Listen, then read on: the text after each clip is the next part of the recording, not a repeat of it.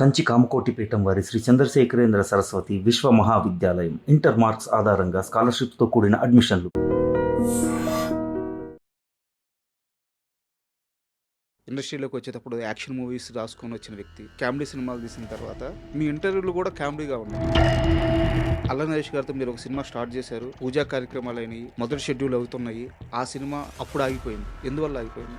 Budget విషయంలో కొంచెం తేడా వచ్చింది నాకు, ప్రొడ్యూసర్కి. ఒక క్లైమాక్స్ రాశా, అక్కడ వచ్చిన సమస్య. ఓ రాధా ఇద్దరు కృష్ణుల పెళ్లి ఆ సినిమా తీసేటప్పుడు హీరోయిన్ నమిత గారిని మీరు కొట్టారా? నాకు నచ్చింది చేయకపోతే నాకు కోపం వస్తుంది. లేజీ హీరోయిన్ నేను చూసిన హీరోయిన్స్లో ఏంటి తన వర్షన్? తన వెర్షన్ అదే. నాకు ఆ అమ్మాయి అన్న మాట నాకు గట్టిగా తగిలింది. మీరు ఇంకో మనసు షూటింగ్ ముందు మొదటి సినిమా అవకాశం వచ్చిన ఆ క్షణంలో కొట్టి చూపిస్తానని నమ్మకంతో ఉన్నారా? హీరోలను సెలెక్ట్ చేసాం, రోహిత్ని, నలుగురు కుర్రాలని. బడ్జెట్ లేదు మా దగ్గర, అచ్యుతుడి దగ్గర ఉన్నాయి. కానీ ఆయన రాజా హిందుస్థానీ అనే సినిమాని రోహిత్ గారితో మీరు మొత్తం 4 సినిమాలు తీశారనుకుంటా, కరెక్టా? మంచి హీరోగా గుర్తింపు ఉంది, ఆడియన్స్ యాక్సెప్ట్ చేశారు. బట్ ఎందుకు ఒక స్టార్ స్టేటస్ రావాల్సినంత రేంజ్లో ఆయనకి దక్కలేదు? ఎవరి కెరీర్ నాశనమైనా, ఎవరి కెరీర్ బాగుపడ్డా ఆడి తప్పిదం వల్లే అవుద్ది తప్ప ఇంకొక్కడ ఎవరు ఏం చేయలేరు. మనకు వచ్చిన సక్సెస్లకి ఇంక అయిపోయింది. నాగేశ్వర రెడ్డి గారికి, చిరంజీవి గారితో, నాగార్జున గారితో, వెంకటేష్ గారితో, ఈవెన్ బాలకృష్ణ గారితో కూడా వీళ్ళందరితో సినిమా చేసే ఛాన్స్ అప్పుడో ఎప్పుడో ఏదో ఒక రూపంలో మీ తలుపు తట్టింది. అవును, కానీ ఎవరితో మీరు సినిమా తీయలేదు. ఖచ్చితంగా నా తప్పే. నేను ఇందాక చెప్పాను కదా, నేను అనుకుంటుంటాను. నాగేశ్వర రెడ్డి గారు మోహన్ బాబు గారి కాంపౌండ్ వదిలి బయటకు వచ్చి ఒక సినిమా తీసుంటే ఒక స్టార్ డైరెక్టర్ అయి ఉండేవారు. కరెంటు తీగకి నేను అడ్వాన్స్ తీసుకోవటం వల్ల చాలా నెగిటివ్గా, మెయిన్ ఈ సన్నీ లియోన్ ఫ్యాన్స్ ఏంది మీకు? ఒక సినిమాకి క్రేజ్ క్రియేట్ చేయడం కోసం మీరు చాలా భయపడ్డారంట కరెంట్ షూటింగ్ అప్పుడు. మోహన్ బాబు గారు నన్ను చంపేస్తారు ఏదో ఒక రోజు. మనోజ్ బాబుది 1 కాదు 2 కాదు, జీపు గాల్లో ఉంది. నిజం చెప్పండి, జిన్నా కథ ఇవ్వడం మీకు మనస్ఫూర్తిగా ఇష్టమా? నాకు అసలు ఇష్టం లేదు జిన్నా కథ. చాలా బాధపడ్డారంట జిన్నా. చాలా, అసలు ఆ సినిమా మీ జీవితంలో ఉన్న ఒకే ఒక్క వివాదం ఈ బ్రాహ్మణుల మనోభావాలు దెబ్బతినేలాగా సీన్లు తీసేయడం అని చెప్పేసి, అది రాసేటప్పుడు ఎక్కడన్నా మిస్ఫైర్ అవుద్ది అనిపించలేదు? ముందు వాద పెట్టి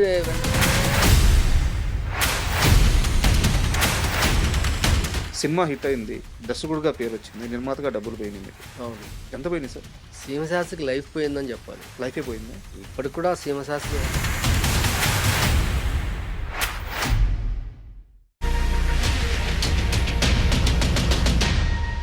hi, welcome to my show.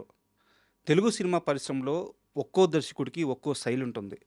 అయితే కామెడీ సినిమాలు తీయాలంటే అందరికీ సాధ్యమయ్యే పని కాదు. మనకి మొదటి నుంచి చూసుకుంటే జంజాల గారు, ఈవీవి గారు ఇలా వెళ్తూ ఉంటే ఈ లిస్ట్ చాలా చిన్నది. అయితే ఈ చాలా చిన్న లిస్టులో చాలా పెద్ద పేరు తెచ్చుకున్న దర్శకుడు జి నాగేశ్వర రెడ్డి గారు. వారు చేసిన 16, గర్ల్ ఫ్రెండ్, సీమశాస్త్రి, సీమ టపాకాయ, దేనికైనా రెడీ, ఈడో రకం ఆడో రకం, చాలా చాలా సినిమాలు సూపర్ డూపర్ హిట్స్ అయినాయి, మనల్ని కడుపుబ్బా నవ్వించినాయి. సో వారి జర్నీ చాలా ఇంట్రెస్టింగ్గా ఉంటుంది. ఈరోజు నాగేశ్వర రెడ్డి గారు మనతో పాటు స్టూడియోలో ఉన్నారు. వారిని అడిగి ఆయన సినిమా జర్నీ గురించి అద్భుతమైన విషయాలు తెలుసుకుందాం. హాయ్ సార్, నమస్తే. హాయ్, నమస్తే సార్, మీ ఇంటర్వ్యూలు నేను ఈ ఇంటర్వ్యూ కోసం చాలా వరకు ప్రిపేర్ అవుతున్నప్పుడు నేను గమనించింది ఏంటంటే, నాగేశ్వర రెడ్డి అనే వ్యక్తి చాలా సీరియస్ టోన్ ఉన్న మనిషి. ఒక కర్నూలు బ్యాక్గ్రౌండ్, ఒక రెడ్డి గారు, ఇండస్ట్రీలోకి వచ్చేటప్పుడు యాక్షన్ మూవీస్ రాసుకొని వచ్చిన వ్యక్తి. బట్ ఇక్కడికి వచ్చిన తర్వాత కామెడీ సినిమాలు తీసిన తర్వాత ఓకే, ఒక్కో దర్శకుడికి ఒక్కో శైలి ఉంటుంది. మీ ఇంటర్వ్యూలు కూడా కామెడీగా ఉన్నాయి. నాకు అది విచిత్రంగా అనిపించింది. సో నేను ఈ ఇంటర్వ్యూని వేరే పార్శ్వంలోకి తీసుకెళ్ళాలనుకుంటున్నాను. కాబట్టి నేను ఒక సీరియస్ క్వశ్చన్తోనే స్టార్ట్ చేస్తున్నాను. సీమశాస్త్రి, సీమ టపాకాయ, అల్ల నరేష్ గారి కెరీర్లో అప్పటి వరకు ఉన్న బిగ్గెస్ట్ హిట్స్. ఒక డైరెక్టరు అలాంటి హిట్స్ ఇస్తే ఆ డైరెక్టర్ 3వ సినిమా అడిగినప్పుడు ఆ హీరో ఖచ్చితంగా ఇవ్వాలి, ఇస్తాడు కూడా. కానీ అల్ల నరేష్ గారితో మీరు ఒక సినిమా స్టార్ట్ చేశారు, పూజా కార్యక్రమాలైనవి మొదటి షెడ్యూల్ అవుతున్నాయి. ఆ సినిమా అప్పుడు ఆగిపోయింది. ఎందువల్ల ఆగిపోయింది? కథ మొత్తం కథ రెడీ అయిపోయింది. షెడ్యూల్ స్టార్ట్ అవ్వలేదు. పూజ కూడా అవ్వలేదు. ఆహ్, సినిమా ఆగిపోవడం నరేష్ బిజీగా ఉన్నాడు అప్పుడు. హ్మ్. ఆహ్, బడ్జెట్ విషయంలో కొంచెం తేడా వచ్చింది. నాకు, ప్రొడ్యూసర్‌కి, నరేష్‌కి. పెద్ద కథ రాసా యాక్చువల్‌గా. పెద్ద కథ అంటే నా సినిమాలో మ్యాక్సిమం క్యాస్టింగ్ ఎక్కువగా ఉంటుంది. కామెడియన్స్ కానీ వీళ్ళు కానీ బాగా ఎక్కువగా పెడతాను. ప్యాడింగ్ వీక్ అంటే ఒక చిన్న చిన్న ఆర్టిస్టులతో ఈ చిన్న క్యారెక్టర్ అయినా సరే ఒక రికగ్నైజ్డ్ ఆర్టిస్ట్, పెద్ద ఆర్టిస్ట్ని పెడతా. హ్మ్. అది కృష్ణారెడ్డి గారి దగ్గర నుంచి వచ్చిన అలవాటు అయ్యుండొచ్చు నాకు. మేబీ ఆయన చాలా ఆయన సినిమాల్లో కొత్త వాళ్ళు అన్నది చాలా తక్కువగా కనిపిస్తుంటారు. సార్. మ్యాక్సిమం స్టార్స్ ఉంటారు అవును. ఏ క్యారెక్టర్కైనా సరే. అది అలవాటైందేమో తెలీదు. అలాగా పెద్ద క్యాస్టింగ్ సినిమా అది. హ్మ్. అంటే ఆ సినిమా జరిగుంటే నరేష్ కెరీర్‌లో మేబీ అంత క్యాస్టింగు, అంత పెద్ద సినిమా అప్పటిదాకా లేదు. ఒకవేళ ఇప్పటిదాకా కూడా నాకు తెలిసి లేదు. ఓకే. అంత పెద్ద సినిమా అయ్యుండేదది. హ్మ్. క్లైమాక్స్ ఒక క్లైమాక్స్ రాశా. సార్. అక్కడొచ్చింది సమస్య. హ్మ్. ఆ క్లైమాక్స్ ఏంటంటే ఈ క్యాస్టింగ్ మొత్తం ఒక ఫ్లైట్‌లో ఇరుక్కుపోతారు. ఓకే. ఆ ఫ్లైటు బొక్కపడుద్ది. గ్లాస్ పగిలిపోద్ది. హ్మ్. మొత్తం అందరూ ఫ్లైట్ తిరిగిపోతుంటది. ఫ్లైట్ కూలిపోద్ది. హ్మ్. ఇప్పుడు లాట్ ఆఫ్ ప్రాబ్లమ్స్ ఆ క్యారెక్టర్స్‌లో ఉంటాయి. మొత్తం సినిమాకి సంబంధించిన ఆల్ క్యారెక్టర్స్ హ్మ్. క్వెషన్ మార్క్స్ ఉంటాయి అన్నీ. క్వెషన్ మార్క్స్ ఆ ఫ్లైట్‌లో ఉన్న వాళ్ళలో ఉంటాయి. ఇప్పుడు ఫ్లైట్ కూలిపోబోతుంది. చచ్చిపోబోతున్నాం మనందరం. Hmm. So, every character realization, every human being బయటకొచ్చేస్తాడు. ఓకే. ఈగోస్ లేని చావు దగ్గరకొచ్చినప్పుడు మనిషి ఈగోస్ ఇవన్నీ ఇంకేం ఉండవు. హ్మ్. అవును. దాన్నే మరణ వాంగ్మూలం అంటాం మనం. చచ్చిపోయేటప్పుడు చెప్పే వాంగ్మూలం. వాడు నిజం చెప్తాడు అప్పుడు. సో, అక్కడ రియలైజేషన్ అవుతాయి ఒక్కొక్క క్యారెక్టర్. సో, ఆ ఫ్లైట్ ఎపిసోడ్ తీయడం అన్నది చాలా టఫ్ అయిపోయింది. దానికి బడ్జెట్ చాలా హెవీ బడ్జెట్ అయిపోయింది. హ్మ్. ఫ్లైట్ తిరగటం, green mat, flight setup Ramoji film సిటీలో ఒకటుండేది. అవును. ఫ్లైట్ ఉండేది. దాన్ని తీసుకున్నా సరే దానికి రోలింగ్ తిరగటం ఇదంతా చాలా పెద్ద బడ్జెట్ అయిపోద్దని ప్రొడ్యూసర్ చందు గారు, విజయవాడ ట్రావెల్స్ అయింది. ఆయన చాలా ఇంట్రెస్టెడ్ నరేష్‌తో సినిమా తీయాలి నా కాంబినేషన్‌లో అని. ఆయన ఇంకా ఆయన అడ్వాన్స్ కూడా పాపం నా దగ్గరే ఉంది. అంటే అంత మంచి ఆయన చాలా మంచి ఆయన. హ్మ్. ఆ తర్వాత ఈ సినిమా కొంచెం వెనక్కెళ్ళేసరికి 'వేగేసిన సతీష్' ఒక చిన్న సినిమా చేశాడు ఆయనతో. సార్. అది ఎంతో బడ్జెట్ నాకు తెలీదు. 2.5, 3 కోట్లు ఏదో అది పెద్దగా ఆడలేదు. పే చేయలేదు సినిమా. ఆ సినిమా లాస్ రావడంతో ఇంకా ఈ సినిమా జరగడం కష్టమైపోయింది. సార్. సో, టోటల్‌గా బడ్జెట్ ప్రాబ్లమ్ వల్ల ఆ సినిమా వెనక్కెళ్ళటం జరిగింది. ఆ తర్వాత ఇంకా నరేష్‌తో మళ్ళీ అంత గ్యాప్ వచ్చింది. చాలా గ్యాప్ వచ్చింది. మా ఇంట్లో దయ్యం దాకా హ్మ్. పడలేదు. బట్ ఈ సినిమా విషయంలో నరేష్ గారు మిమ్మల్ని కూర్చోబెట్టి, పిలిచి మీ ఇద్దరు కూర్చొని కథను మెల్ట్ చేసుకొనుంటే వేరే స్క్రీన్ ప్లే రాసుకొనుంటే ప్రాజెక్ట్ వర్కౌట్ అయ్యేది కదా! నరేష్ గారి నుంచి ఆ ప్రయత్నం జరిగిందా? ఓపెన్‌గా చెప్పండి. జరగలేదు. నరేష్ ఆ టైంలో చాలా బిజీగా ఉన్నాడు నరేష్. షూట్‌లో బిజీగా ఉన్నాడు. హ్మ్. నరేష్ కథ మొత్తం తెలుసు. హ్మ్. యాక్చువల్‌గా అట్లాంటి కథ వచ్చినప్పుడు ఏ హీరో వెనక్కెళ్ళడు. హ్మ్. యాక్చువల్ చేద్దాం అనుకుంటాడు. కరెక్ట్. పెద్ద క్యాస్టింగు, పెద్ద కథ, పెద్ద స్పాన్ ఉన్న కథ చేసేద్దాం అనుకుంటాడు. నరేష్ ఎందుకో ఆ టైంలో చేయలేదు. ఆ ప్రయత్నం జరగలేదు. నా కథని కొంచెం రెమ్యునరేషన్స్ ఎక్కడ తగ్గించాలి, ఎక్కడ ఇలా చేద్దామని హ్మ్. ప్లానింగ్ జరగలేదు. ఆ ప్లేస్‌లోనే 'దేవిప్రసాద్' సినిమా 'కెవ్వు కేక్. కేక' హ్మ్. అది పడింది. సార్. అండ్ ఇంకో సీరియస్ క్వెషన్ ఉంది సార్. అది అయిపోయిన తర్వాత మీ జర్నీ స్టార్ట్ చేద్దాము. 'ఓ రాధా ఇద్దరు కృష్ణుల పెళ్లి' ఆ సినిమా తీసేటప్పుడు హీరోయిన్ నమిత గారిని మీరు కొట్టారా? ఛీ! నేను ఏ హీరోయిన్‌ని కొట్టలేదు. అరిసారా? నేను అరిచాను. అరవడం అంటే నేను అరవను హీరోయిన్స్‌ని కూడా. ఆల్మోస్ట్ అలుగుతాను. హ్మ్. నాకు నచ్చింది చేయకపోతే నాకు కోపమొస్తది. సార్. మ్యాక్సిమం అయినా నేను ఎవరిని అరవడం, తిట్టడం ఆ ప్రెషర్స్ తీసుకోను అసలు నేను. సార్. బట్ నేను చాలా హర్ట్ అయిపోతాను. హ్మ్. నేను సినిమా కోసమే కదా చేస్తున్నాం. ఎందుకు నువ్వు సినిమా కోసం వచ్చావు, నేను సినిమా కోసం. ఎందుకు చేయవు అన్నది వస్తది. అప్పుడు ఒక దినేష్ మాస్టర్ ఒక స్టెప్ కంపోజ్ చేశారు. సార్. కంపోజ్ చేస్తే నమిత చేయనంది ఆ స్టెప్ హ్మ్. శ్రీకాంత్ గారితో. శ్రీకాంత్, ప్రభుదేవ, నమిత ముగ్గురు. హ్మ్. క్లైమాక్స్ బిఫోర్ సాంగ్ అది. చాలా ఖర్చు పెట్టి భగవాన్ అనే వాళ్ళు భారీ సెట్లు వేసి చాలా బాగా చేస్తున్నాం పాట. సార్. అయితే నమిత మార్నింగ్ 9:00 అలాగా స్టార్ట్ అయింది. 10:00 అలాగా డ్యాన్స్ మూమెంట్ చెప్పారు. అప్పటిదాకా 2, 3 సార్లు చేసాము. 11 ఐ థింక్ 11:30 ఆ టైంలో ఈ డ్యాన్స్ చూపించాడు మాస్టర్. నేను ఈ డ్యాన్స్ చేయను అంది. చేయను అంటే అసలు నాకు ఎందుకు చేయవు, అసలు ఒక ప్రాబ్లం ఏంటి? నేను చేయను అంది. ఆ అమ్మాయి ఒక మాట్లాడి కన్విన్స్ చేసి డైరెక్టర్ కన్విన్స్ అయిపోయి ఆ కైండ్ ఆఫ్ అమ్మాయి కాదు. షార్ట్ అవ్వగానే వెళ్ళిపోయి పడుకుంటుంది. మళ్ళీ షార్ట్ పిలవంగానే వస్తుంది. హ్మ్. చాలా ఒక లేజీ హీరోయిన్ నేను చూసిన హీరోయిన్స్లో. సార్. అంటే ఒక అగ్రెసివ్నెస్ చెయ్యాలి, ఇరగదీయాలి, పర్ఫార్మెన్స్ చేయాలి. ఆ కైండ్ ఆఫ్ హీరోయిన్ కాదు నమిత. సార్. ఒక తక్కువ మాట్లాడుద్ది, ఎవరితో ఎక్కువ మాట్లాడదు.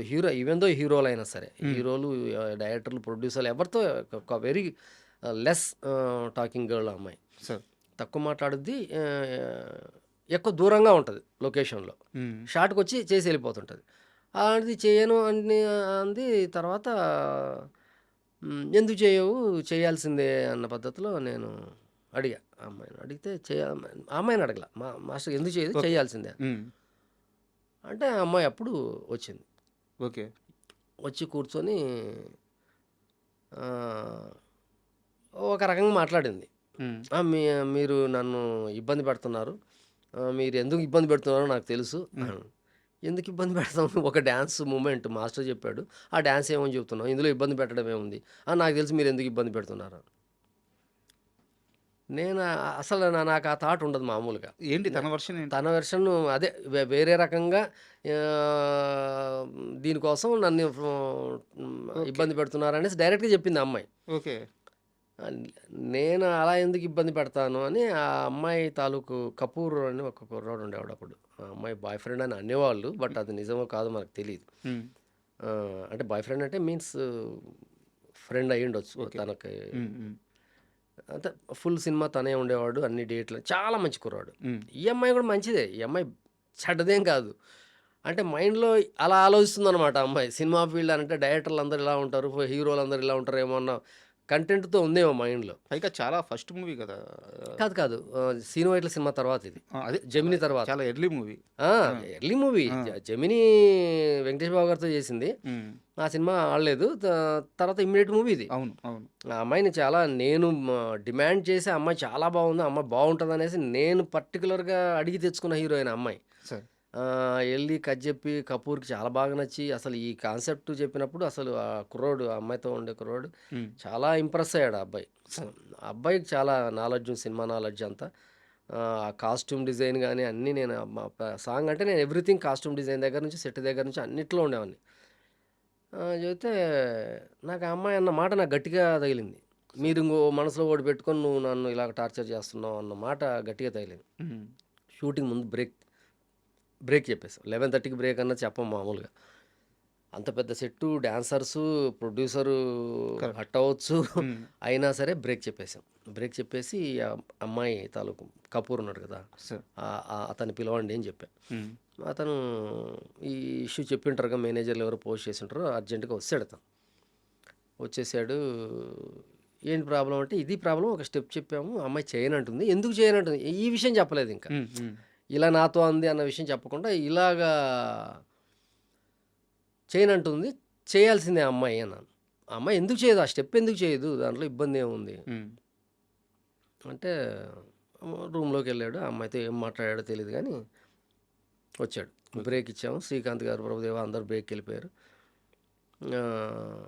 1:30కి భోజనాలు అయిన తర్వాత వచ్చాడు. వచ్చి okay sir, I convinced her, చేస్తుంది అమ్మాయి, ఇబ్బంది ఏం లేదు అన్న అనగానే బ్రేక్ తర్వాత యాజ్ ఈజ్ మొత్తం డాన్సర్స్ అందరు, ప్రభుదేవ, శ్రీకాంత్ అందరు వచ్చారు. వచ్చేసి శ్రీకాంత్ గారికి వెళ్ళి రెడీ. నేను డ్యాన్స్ మాస్టర్తోనే చెప్పాను, మా అమ్మాయి చేస్తుంది షార్ట్ కంపోజ్ పెట్టేసేయండి ఓకే. అంటే వీడు మాస్టర్ దినేష్ వెళ్ళి చెప్పినట్టున్నాడు, శ్రీకాంత్ గారు నేను చేయను అన్నాడు.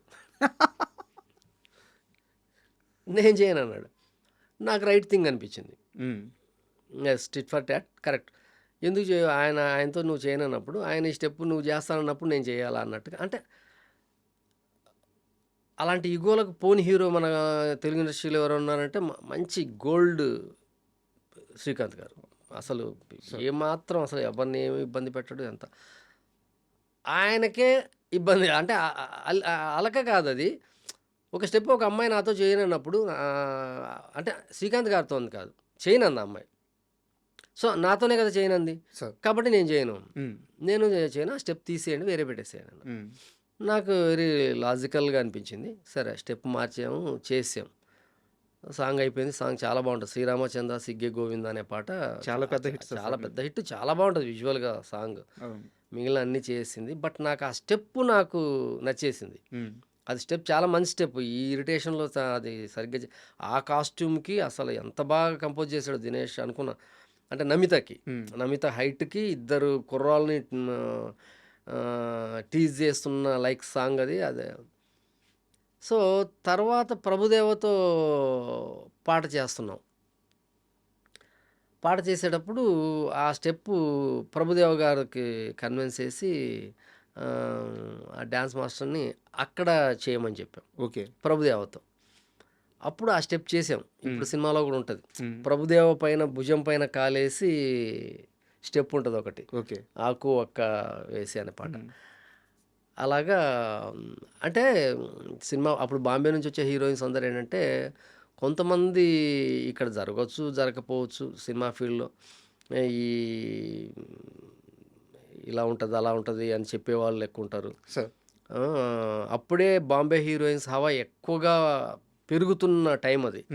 అక్కడి నుంచి వచ్చే వాళ్ళంతా చాలా సెక్యూర్డ్గా ఇక్కడ సినిమా ఫీల్డ్కి వెళ్తే ఇలాంటి ప్రెజర్స్ ఉంటాయంట, ఇలా అడుగుతారంట, ఇలా పిలుస్తారంట అనుకునే డేస్ అనమాట. ఇప్పుడు అలాగే ఉంది, అప్పుడు అలాగే ఉంది, అంతకుముందు కూడా అలాగే ఉండి ఉంటుంది.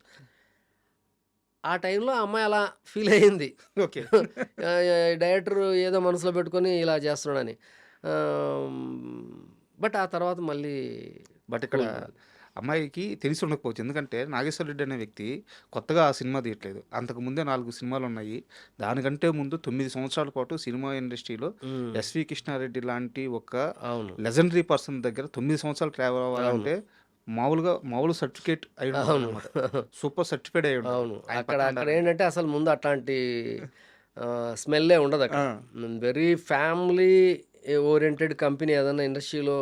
అంటే నేను చాలా కంపెనీలు ఏం చేయలేదు, కృష్ణారెడ్డి గారి దగ్గర ఎక్కువ చేశాను, బట్ చాలా బయట వింటుంటాను కదా. బట్ కృష్ణారెడ్డి గారు వెరీ మన ఇంట్లో ఉన్నట్టే. ఆడపిల్ల అయినా సరే, మగ పిల్ల అయినా సరే, పిల్ల అయినా సరే, ఎవరైనా సరే ఒక ఇంట్లో ఉన్న అట్మాస్ఫియర్లో షూటింగ్ జరిగిందంటే అది కృష్ణారెడ్డి గారి కంపెనీ. బట్ ఎందుకు ఈ క్వశ్చన్ ఎర్లీగా అడిగానంటే, నాకు వచ్చిన సోర్స్ ప్రకారం అంటే కొట్టినంత పని జరిగింది సెట్లో, చాలా పెద్ద గొడవ అయిందని, కానీ ఏం జరిగిందో తెలియదు. అవును, చెప్తే క్లారిటీ. అంటే కొట్టినంత పని కాదు కానీ కొంచెం కొంచెం షౌట్ చేసి ఉంటాను అంతే. అండ్ మీకు విడిగా బాగా అబద్ధాలు ఆడడం వచ్చా? నేను అబద్ధాలు చాలా తక్కువ ఆడతాను. అబద్ధం ఒక్కోసారి అంటే ఎవరికి నష్టం చేయని అబద్ధం పెద్ద ఇబ్బంది ఏం కాదు. ఇప్పుడు నేను మీ దగ్గరకు వస్తానని చెప్పాను, రాలేకపోయాను, నేను ఎక్కడున్నాను, నేను ఎక్కడో ఒక కథ చెప్పడానికి వెళ్తున్నాను, లేదా ఇంకో ఇంటర్వ్యూకి వెళ్తున్నాను, అది నాకు ఆబ్లిగేషను. ఎవరో పెద్దవాళ్ళు చెప్పారు వెళ్ళాలి తప్పకుండా. మీరు ఫోన్ చేశారు యాజ్ పర్ షెడ్యూల్. నేను ఇంకో ఇంటర్వ్యూకి వెళ్తున్నాను. నేనేం చెప్పానంటే, లేదు నాకు అర్జెంటుగా నేను మా ఊరు వెళ్తున్నాను కాబట్టి ఈరోజు కాదు ఇంకో 4 రోజుల తర్వాత పెట్టుకోండి అన్నాను. దీనివల్ల ఎవరికి ప్రమాదం లేదు. ఎందుకు ఈ ప్రశ్న అడిగానంటే, 10th క్లాస్ అయిపోయిన తర్వాత చాలా చిన్న వయసులో సినిమా ఇండస్ట్రీ మీద ప్రేమతో ఒక కుర్రాడు చెన్నై వెళ్ళిపోయి అక్కడ సినిమా అవకాశాల కోసం తిరుగుతూ క్రాంతి కుమార్ గారికి చాలా అబద్ధాలు చెప్పి అసిస్టెంట్ డైరెక్టర్గా జాయిన్ అయ్యాడు. మీరే. అవును. ఎందుకు క్రాంతి కుమార్ గారికి అబద్ధాలు? క్రాంతి కుమార్ గారి సినిమా కర్తవ్యం చూసి అసలు హై ఎమోషనల్ అయిపోయి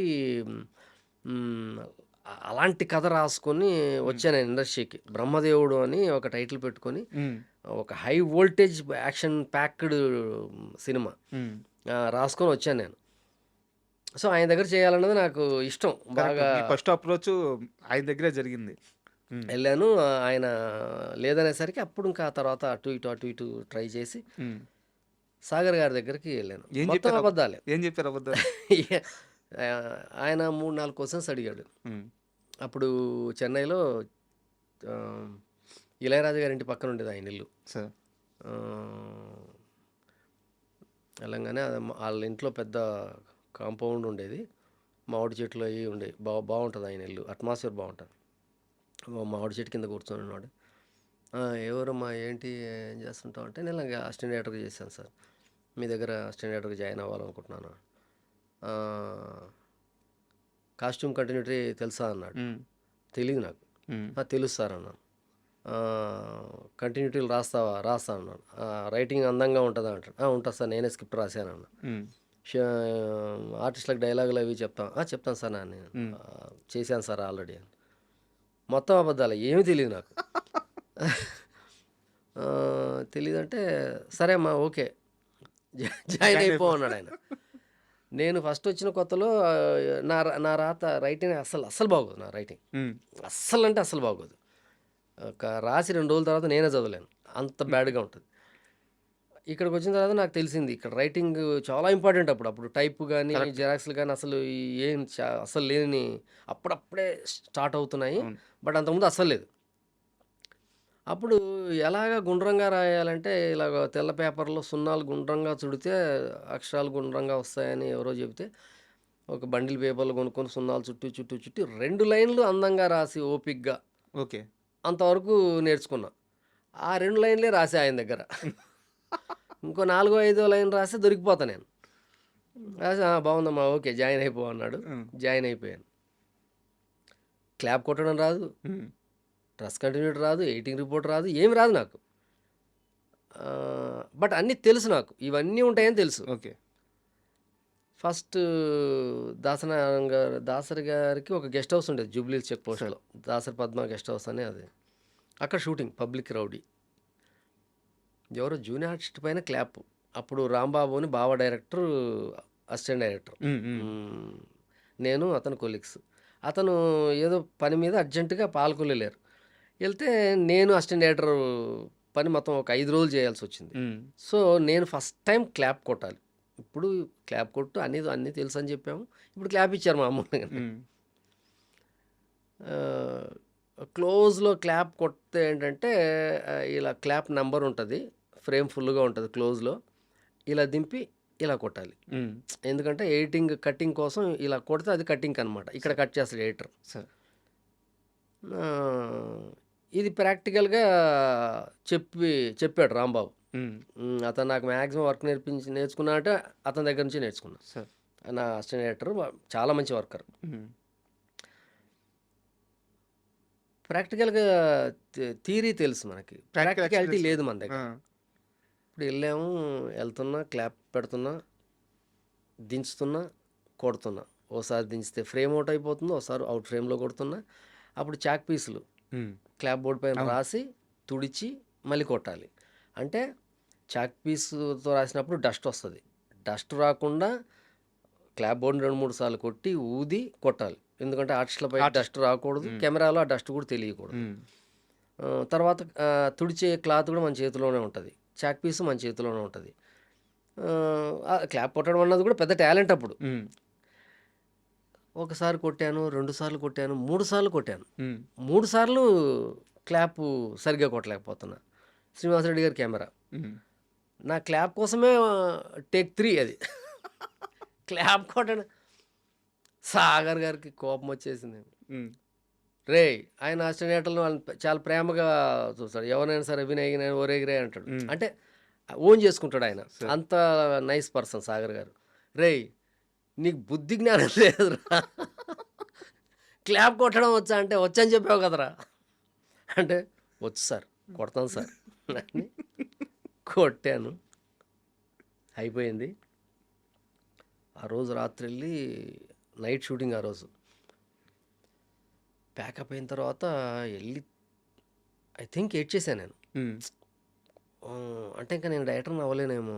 క్లాప్ కొట్టడమే రాదు. నువ్వేం డైరెక్టరు అంటే, సో, ఇంక నాకు డైరెక్షన్ రాదా? హ్మ్. అంటే అప్పుడు మళ్ళీ రాంబాబు వచ్చాక చెప్పాడు ఇలాగా.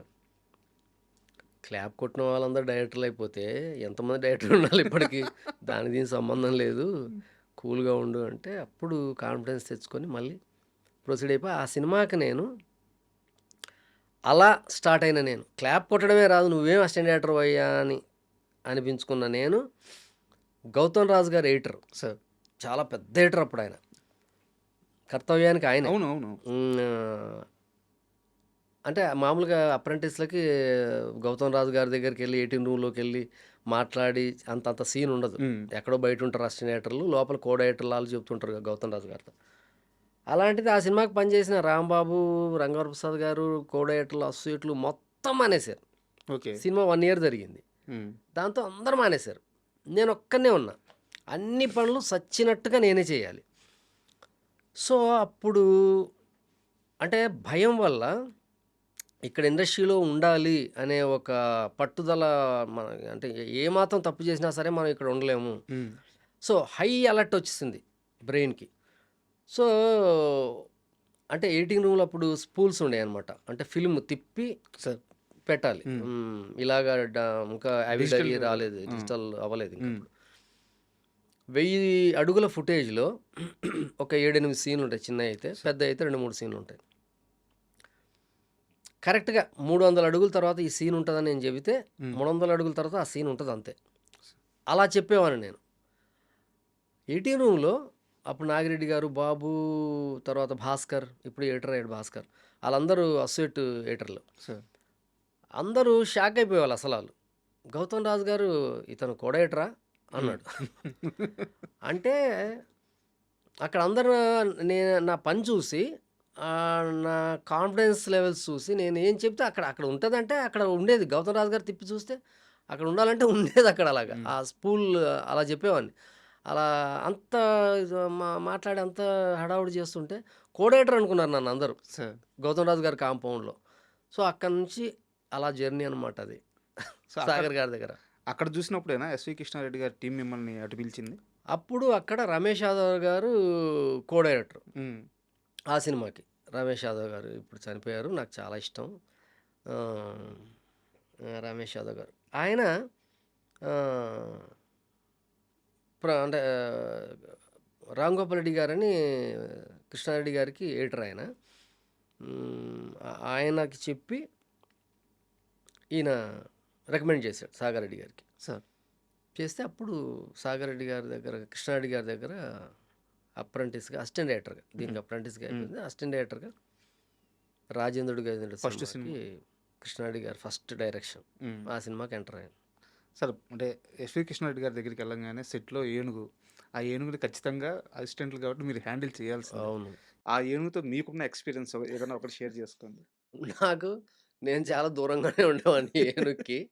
ఎందుకంటే మాకు కుర్ర రంగారావు గారు. కుర్ర రంగారావు గారు వెనక రమేష్ యాదవ్. హ్మ్. రమేష్ యాదవ్ వెనక ఇంకా అప్పారావు అని ఇంకో అసిస్టెంట్ ఉండేవాడు. ఆ తర్వాత వీరుకే. ఆ తర్వాత నేను. నేను వీరుకే ఓకే. రేంజ్. 4 వరుసలో ఉండేవాళ్ళం మేము. హ్మ్. మేము చూసేవాళ్ళం అంతాని. ఏనుగు కావాలంటే అక్కడ ఏనుగు తాలూకు మనిషి ఉండేవాడు. ట్రైనరు. అతనికి చెప్తే అతను వచ్చేవాడు తమిళియన్. హ్మ్. వచ్చేది అయిపోయేది. బట్ నాకు బాగా గుర్తు సరదాగా. బట్ ఏనుగు వల్ల ఎప్పుడు ఏ ఇబ్బంది జరగలేదు. అది ఎలా చెప్తే అలా చేసేది. కుర్ర రంగారావు గారిని ఓ రోజు చాచిపెట్టి కొట్టింది తొండంతో ఏనుగు. ఆయన సరదాగా తీసుకున్నాడు. హ్మ్. ఫట్మని కొడితే అసలు ఆయన ఎళ్ళిపోయి ఒక హాఫ్ అన్ అవర్ అసలు చాలా ఇబ్బంది పడ్డాడు. హ్మ్. బట్ అది చాలా ఫ్రెండ్లీ ఏనుగది. సార్. నేను ఆశ్చర్యపోయేవాడిని. అసలు ఈ జంతువులు ఇలా చేస్తాయి అన్నది నేను ఫస్ట్ టైమ్ చూడటం అలాగా. మామూలుగా కోతులు ఆడించడం ఈ ఊళ్ళల్లో చూసినా సరే, హ్మ్. ఏనుగు, పాము ఈ ఇవన్నీ చూడడం తక్కువ. పాములు, ఏనుగు అసలు ఒక మనిషి ట్రైనర్ ఎలా చెప్తే అలాగా కూర్చుంటే కూర్చో, లేదంటే తొండం ఎత్తండి. దానికి ఎలా అర్థమైంది ఆశ్చర్యంగా ఉండేది మాకు. సార్. చాలా బ్యూటిఫుల్ ఎక్స్‌పీరియన్స్ ఆ సినిమా. అండ్ ఎస్వి కృష్ణారెడ్డి గారి సినిమా విషయానికొస్తే, సార్ ఆయన మ్యూజిక్ అద్భుతంగా ఉంటది. ఆయన కామెడీ అద్భుతంగా ఉంటది. సరే, ఇవన్నీ అందరికి తెలిసినయి పక్కన పెడితే, ఆయన తన ప్రతి సినిమాలో ఆ హుక్ పాయింట్ లేదా ఎమోషనల్ పాయింట్ ఉంటది కదా! అది చాలా బలంగా పెట్టుకుంటారు. దాని చుట్టూ కామెడీ సీన్‌లు రాసుకుంటూ వెళ్తారనమాట. అవును. సో, ఆయనతో 9 సంవత్సరాల పాటు ప్రయాణం అయ్యారు గదా! ఆయన నుంచి మీరు నేర్చుకున్నది ఏంటి? సినిమా నేర్చుకున్నారా? జీవితాన్ని నేర్చుకున్నారా? సినిమానే నేర్చుకున్నా ఆయన దగ్గర నేను. హ్మ్. ఆయన దగ్గర నుంచి నేను నాకు తెలుసో తెలియకుండానో నా బాడీలోకి ఎక్కేసిన ఒక ఏమో ఎక్స్‌ప్రెషన్ కామెడీ. హ్మ్. కామెడీ నేను ఎందుకంటే యాక్షన్ సినిమాలు చేద్దాము అని వచ్చిన నేను, దెబ్బకి కామెడీ కథలు రాసుకోవడానికి కారణం ఆ కామెడీ ఇంజెక్ట్ అవ్వడమే అనుకుంటున్నాను నేను. సార్. ఆ తర్వాత నాకు మ్యూజిక్ అన్నది ఎలా తీసుకోవాలి, ఎలా కంపోజ్ చేయాలి, నాకు మ్యూజిక్ అంటే ఇష్టం. పాటలు వినటం వేరు, హ్మ్. పాటలు చేయటం వేరు. సార్. సో, పాటలు ఎలా చేయాలన్న దానిపైన ఒక ఆహ్, ఎక్స్‌ట్రార్డినరీ అవగాహన. ఓహ్! పాటలు ఇలా ఉండాలి, హ్మ్. బీజీఎం ఇలా ఉండాలి, ట్యూన్ ఇలా ఉండాలి, ట్యూన్ ఇలా ఉండాలని మ్యూజిక్ డైరెక్టర్‌కి ఎలా చెప్పాలి, ఇయన్నీ ఆయన దగ్గర నుంచి వచ్చిన సినిమాలో సోల్. ఆయన సినిమాలో నాకు తెలిసి ఆయన 30 సినిమాల దాకా చేసుంటారు. సినిమాలో సోల్ లేకుండా ఆయన చేసిన సినిమా ఉండదు. కరెక్ట్ ఒక సార్. బలమైన ఒక కథ ఉంటది. కరెక్ట్. ఒక స్ట్రాంగ్ కథ ఉండాలి హ్మ్. అన్నది అంటే ఆయన కథ 60% ఉంటది. కామెడీ 40% ఉంటది. సార్. నేనేంటంటే ఒక 60% కామెడీ, ఒక 10, 20% కథ అలా అలా పెట్టుకొని వచ్చా నేను. హ్మ్. కామెడీ పైన ఎక్కువ డిపెండ్ అయ్యాను నేను. సార్. మేబీ తెలీదు నాకది ఎందుకలా జరిగిందో. నాకు అలా కుదిరాయి గూడా సో, కథలు. ఫస్ట్ నుంచి అలా అలా వర్కౌట్ రాసుకున్నా. అవుతూ వచ్చినియి. వచ్చింది. అలాగే దాన్ని హ్మ్. అలాగే డెవలప్ అవుతూ వచ్చాను. నేను ఆ 2 ఎక్స్‌ప్రెషన్స్ హ్మ్.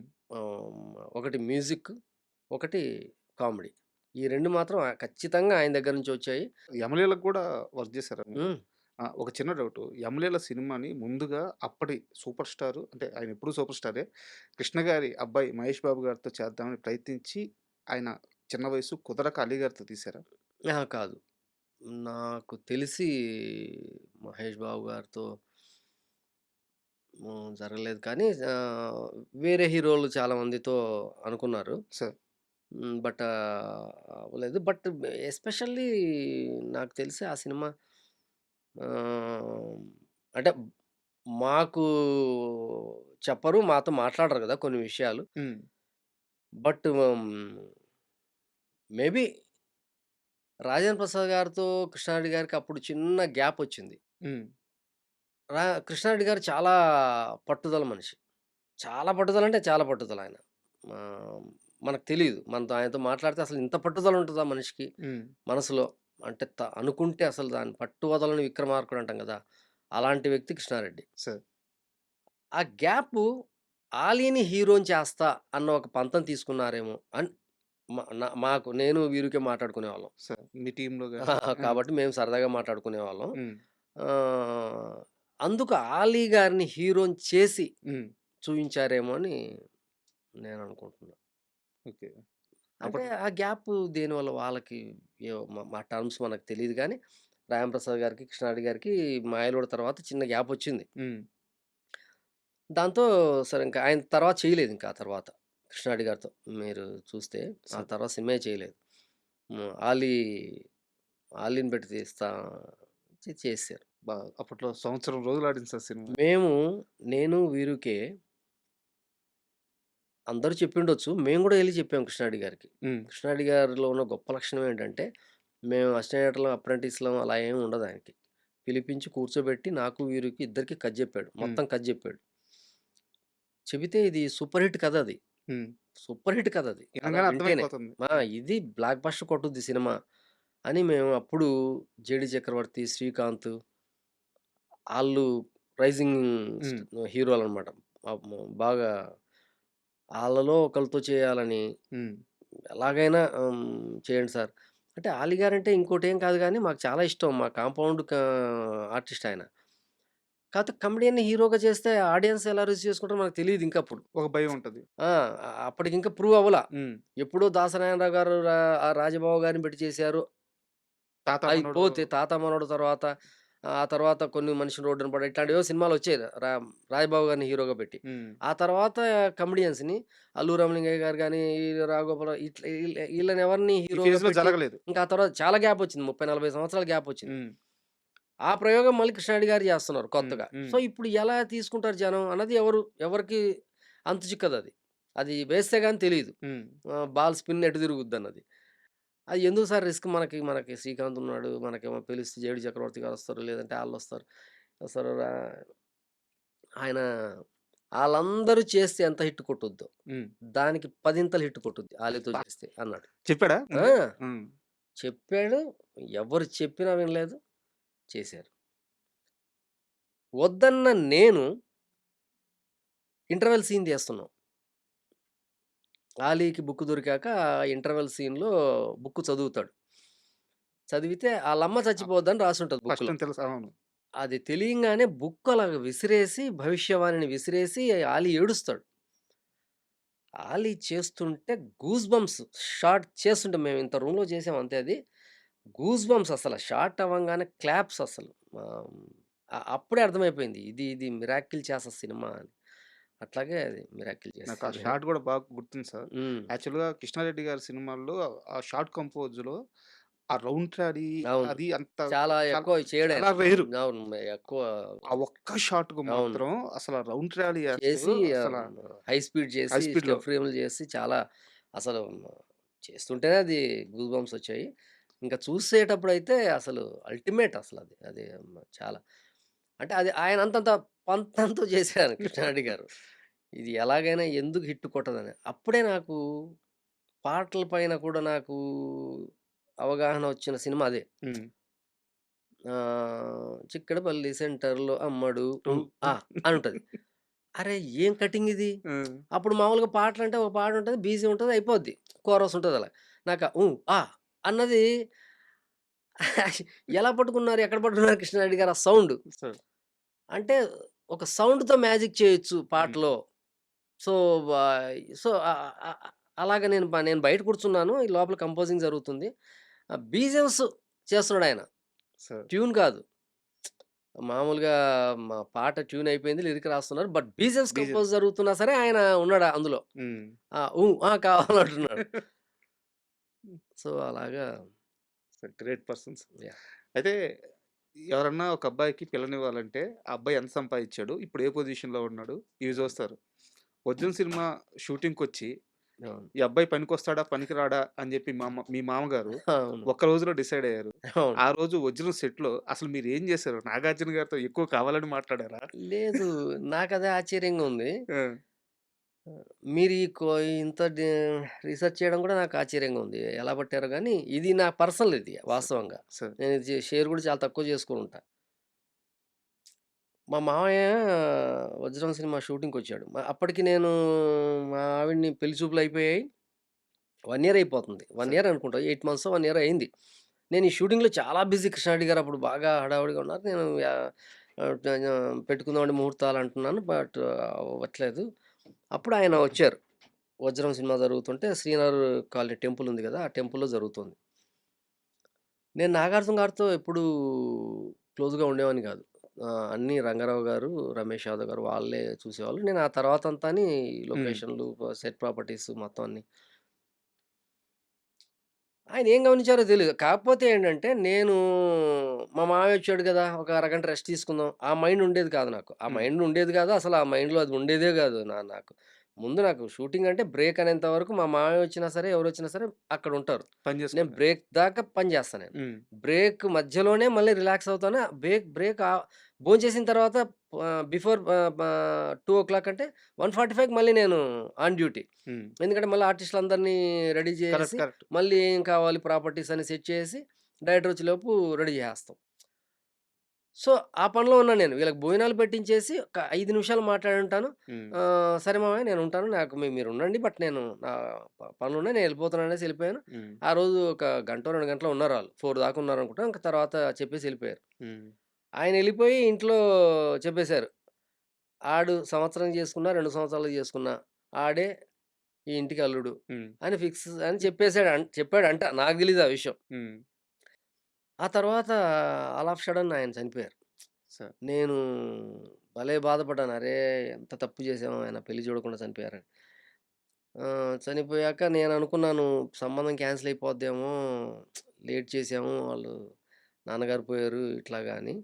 బట్ ఆ తర్వాత మా అత్తయ్య గారు నన్ను పిలిచి ఆళ్ళ ఇంట్లో ఇలాగ ఆయన చెప్పారు. మా మామయ్య వాళ్ళు చెప్పారన్నమాట. చిన్న మామయ్య వాళ్ళు. అబ్బాయికే ఇవ్వండి శోభన బావుంటది. సంబంధం వేరే సంబంధం చూడొద్దు. ఆ అబ్బాయే ఈ ఇంటికి. సో, అప్పుడు వెంటనే పెళ్లి చేసుకున్నాం అన్నమాట. అంటే నాకు కొంచెం నిజంగానే ఎమోషన్ అవుతుంది సార్. ఎందుకు అవుతున్నానంటే, ఇప్పటికీ మారలేదు. ఇంక మీ రోజుల్లో ఎంత దారుణంగా ఉండేదంటే, ఒక ఆ! సినిమా వ్యక్తికి ఇవ్వరసల. ఇంటికి రెంటే అవును. రెంట్‌కి ఇంటికి అద్దెకే ఇవ్వరు. అద్దెకే ఇవ్వరు. అవును. నమ్మరు. ఈవెన్ అవును. స్టార్ అయినా సరే దగ్గరికి రానివ్వరు. ఫోటో అవును. తీసుకుంటారేమో గానీ ఆ! పక్కన పెట్టుకోరు. పెట్టుకోరు. అవును. అలాంటి రోజుల్లో ఒక ఎస్టేట్‌ని హ్మ్. చూసి ఒక్క రోజులో జడ్జ్ చేసి ఇంటికి మరి అల్లుడు నిజంగా. చేసుకోవాలనుకోని నమ్మిన అవును. వ్యక్తి. అవును. ఫిక్స్ చేసి ఎళ్ళిపోయారాయన అసలు. ఇంక దాని రెండో ఆలోచన లేకుండా. హ్మ్. సో, ఆయనకి మాటిచ్చిన ఇది ఉంటది గదా! ఇంట్లో వాళ్ళు గూడా గబుక్కుని అరే! ఆయన చెప్పారు మనం వేరే సంబంధం అవును. చూస్తే ఎలా అలాగా ఆయన మరి ఆ ఏ ఏ లెక్కన చూసుకున్నా మిమ్మల్ని ఎర్లీ స్టేజ్‌లో మిమ్మల్ని ముందే నమ్మిన అతి కొద్ది మనుషుల్లో మేబీ ఆయన ఆయన కూడా అయ్యుండొచ్చు. ఒకరు.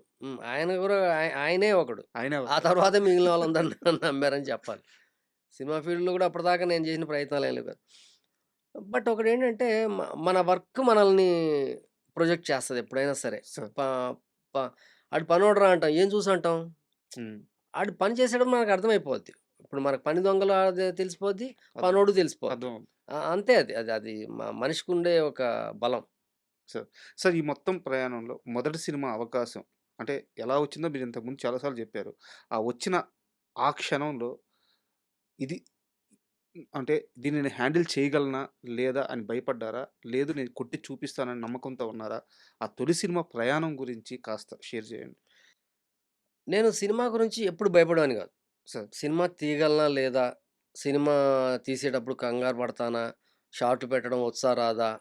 దీని గురించి నేను భయపడ్డ క్షణం హ్మ్. నా మొదటి సినిమాకి లేదు. ఈ రోజుకి లేదు. సార్. అది ఎందువల్లో తెలీదు నాకు కూడా. సో, చెప్పండి సార్. ఫస్ట్ సినిమా ఎక్స్‌పీరియన్స్ చెప్పండి. First cinema 'sixteens'. నేను యాక్చువల్‌గా ఫస్ట్ శ్రీకాంత్ గారితో చేద్దామనుకున్నా. హ్మ్. జగపతి బాబు గారితో చేద్దామనుకున్నా. రాజశేఖర్ గారితో చేద్దామనుకున్నా. అసలు నేను "నువ్వు డైరెక్టర్ అయితావయ్యా" చెప్పిన మొదటి హీరో రాజశేఖర్ గారు. హ్మ్. 'దీర్ఘ సుమంగళి భవ' సినిమా జరిగేటప్పుడు చెప్పాడాయన. హ్మ్. "నువ్వు పెద్ద డైరెక్టర్ అవుతావని." ఓహ్! నేను పెద్ద డైరెక్టర్ అవుతానన్నాడు కదా! అనేసి ఆయనకే చెప్పా ఫస్ట్ కథ. సార్. చేయలేదాయన. అంటే అవ్వలేదు. ఆయన చాలా బిజీగా చాలా యాక్షన్ సినిమాలు చేస్తున్నాడు. అవ్వలేదు. నాకు శ్రీకాంత్ గారు చాలా క్లోజు. చాలా మా సరదాగా ఉండేవాళ్ళం లొకేషన్‌లో. ఆయనతో చేద్దామని ఆయన్ని ట్రై చేశా. అవ్వలా. సాయి కుమార్‌తో ట్రై చేశా. అవ్వలా. శ్రీహరి గారితో ట్రై చేశా. అవ్వలా. ఇంక అలాగా మా ఎలాగా అంటే అప్పుడు కొంచెం బడ్జెట్‌లు అయి తెలుగు డైరెక్టర్స్‌కి అంత ఈజీ హ్యాండ్ లేదప్పుడు. సార్. తమిళ్ డైరెక్టర్స్ డామినేషన్ చాలా హెవీగా ఉంది నేను డైరెక్టర్ అనే టైంలో. హ్మ్. తమిళ్‌లో మాట్లాడితే డైరెక్షన్ చేస్తున్నారు. ఓకే. ప్రొడ్యూసర్‌లు, అదొక హీరోలు. ట్రెండ్ అయిందప్పుడు. అంటే వాళ్ళు హిట్లు ఇస్తున్నారు. హ్మ్. అంతే కదా! ఇండస్ట్రీ ఎప్పుడు హిట్ పైన డిపెండ్ అయి ఉంటది. ఖచ్చితంగా. ఖచ్చితంగా. సో, తమిళోళ్ళు హిట్ ఇస్తున్నారు కాబట్టి తమిళోళ్ళకి ఎక్కువ ప్రిఫరెన్స్ ఉంటుంది. హ్మ్. తెలుగోళ్ళు కొత్త డైరెక్టర్ అయినా సరే అంత పవర్‌ఫుల్‌గా లేదప్పుడు. తెలుగు హ్మ్. Directors new blood. అది మార్చింది తేజ. సార్. తేజ అనేవాడు 'చిత్రం' అనే సినిమా తీసి చూయించి బ్లాక్ బస్టర్ కొట్టాడు. హ్మ్. దాంతో తెలుగు డైరెక్టర్స్ పైన కాన్ఫిడెన్స్ వచ్చింది. తెలుగు కొత్త కుర్రాళ్ళు హిట్లు ఇవ్వగలరు అన్న ఒక చిన్న పాత్ ఓపెన్ అయింది. ఓపెన్ అయింది. ఆ తర్వాత సానాయాది రెడ్డి గారు సార్. చిన్న సినిమాలో సినిమా కొట్టి ఆయన కూడా చిన్న రూట్‌కు అదే రూట్‌లో హిట్ ఇచ్చాడు. హ్మ్. అప్పుడు నేను రాసిన ఒక కథ 'సిక్స్టీన్స్'. హ్మ్. ఇంకా ఇక్కడ శ్రీకాంత్ గారు ఇట్లా అవ్వట్లేదు పనులు. ఆ కథలకి, ఆ బడ్జెట్‌లకి కుదరట్లేదు. వాటికి నన్ను యాక్సెప్ట్ చేయట్లేదు. ఎందుకో అంటే బడ్జెట్ ఎక్కువ ఇది బిజినెస్‌లు అన్నీ ఉంటాయి కదా! యాక్సెప్ట్ చేయట్లేదు. మనం కూడా ఒక చిన్న కథ రాద్దాం. హ్మ్. కొత్త వాళ్ళతో మనం ఎందుకు చేయకూడదు అని 'రాజా హిందుస్థానీ' అనే సినిమాని తిరగేసి మరగేస్తే 'సిక్స్టీన్స్'. యాక్చువల్‌గా అడగదాం అనుకున్నా మీరే చెప్పేసారు. అలాగా 'రెండు జల్ల సీత' అనే ఒక సినిమా నాకు అలా స్టోర్ అయిన సినిమాల్లో ఒకటి. హ్మ్. అప్పుడు నేను చూసిన సినిమాల్లో కొత్తగా ఫీల్ అయిన సినిమా అది. నలుగురు కుర్రాళ్ళు ఒక అమ్మాయిని ప్రేమిస్తే, ఈ అమ్మాయి చివరిలో నలుగురు కుర్రాళ్ళని కాదు నేను ఇంకొకరిని ప్రేమించాను అని చెప్పే సినిమా 'రెండు జల్ల సీత' చాలా బావుంటది సినిమా. సార్. ఈ నలుగురు కుర్రాళ్ళు కలిసి ఆ అమ్మాయికి పెళ్లి చేస్తారు. హ్మ్. బ్యూటిఫుల్ స్టోరీ అది. అది ఫుల్ ఆఫ్ ప్యాక్డ్ ఎంటర్టైన్మెంట్. మళ్ళీ ఇంత మంచి పెయిన్ ఉంటుంది ఆ సినిమాలో. ఇట్లాగా ఈ రాజా హిందుస్థాన్‌కి ఆ 2 జల్ల సీతను కలిపి హ్మ్.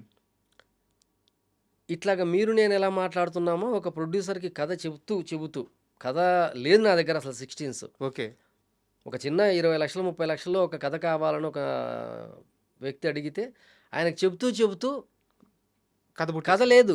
కథ లేదు. పిలిచాడు. కథ ఏం చెప్పాలి అంటే ఇట్లాగా నలుగురు కుర్రాళ్ళు, ఒక అమ్మాయి. ఈ నలుగురు కుర్రాళ్ళు అలా వెంటపడడం మామూలే కదా! నేను వెంటనే నేను కథ చెబుతూ కథ ఆలోచిస్తున్నా. హ్మ్. నలుగురు కుర్రాళ్ళు, కాలేజీ కుర్రాళ్ళు, ఒక అమ్మాయి అమెరికా నుంచి వచ్చింది, రాజా హిందుస్థానీ. ఈ నలుగురు కుర్రాళ్ళు, 2 జల్ల సీత. వీళ్ళు పెడుతూ ఉన్నారు, ప్రేమిస్తున్నారు. ప్రేమిస్తున్నాను అని చెప్పంగానే ఆ అమ్మాయి 2 జల్ల సీత ప్రేమించట్లేదు అని చెప్పింది. ఎందుకు? ఆ అమ్మాయి వేరే అబ్బాయిని ప్రేమించాను అని చెప్పింది. అది చెప్తే మళ్ళీ 2 జల్ల సీత అవుద్ది కదా!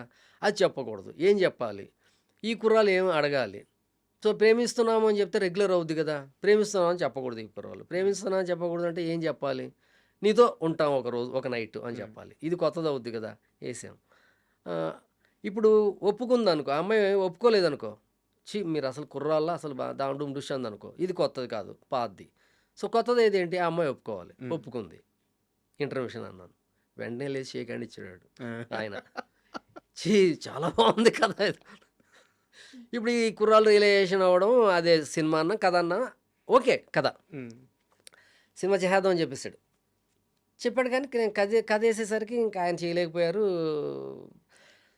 అలాగా సినిమా అవ్వకపోతే సడన్‌గా అప్పుడు నాకు పెళ్ళయిపోయింది. పాప పుట్టింది. కృష్ణారెడ్డి గారికి పని చేయట్లేదు. అదే ఐ మీన్ డైరెక్టర్ అవుదాం వచ్చాం కదా! అయ్యప్ప స్వామి మాలేసా. సో డైరెక్టర్ అవ్వట్లేదు. 1 ½ ఇయర్ అయిపోయింది. అవకాశాలు రావట్లేదు. హ్మ్. ఫ్యామిలీ, హ్మ్. పాప, హ్మ్. ఇంట్లు చాలా టైట్ అయిపోయింది.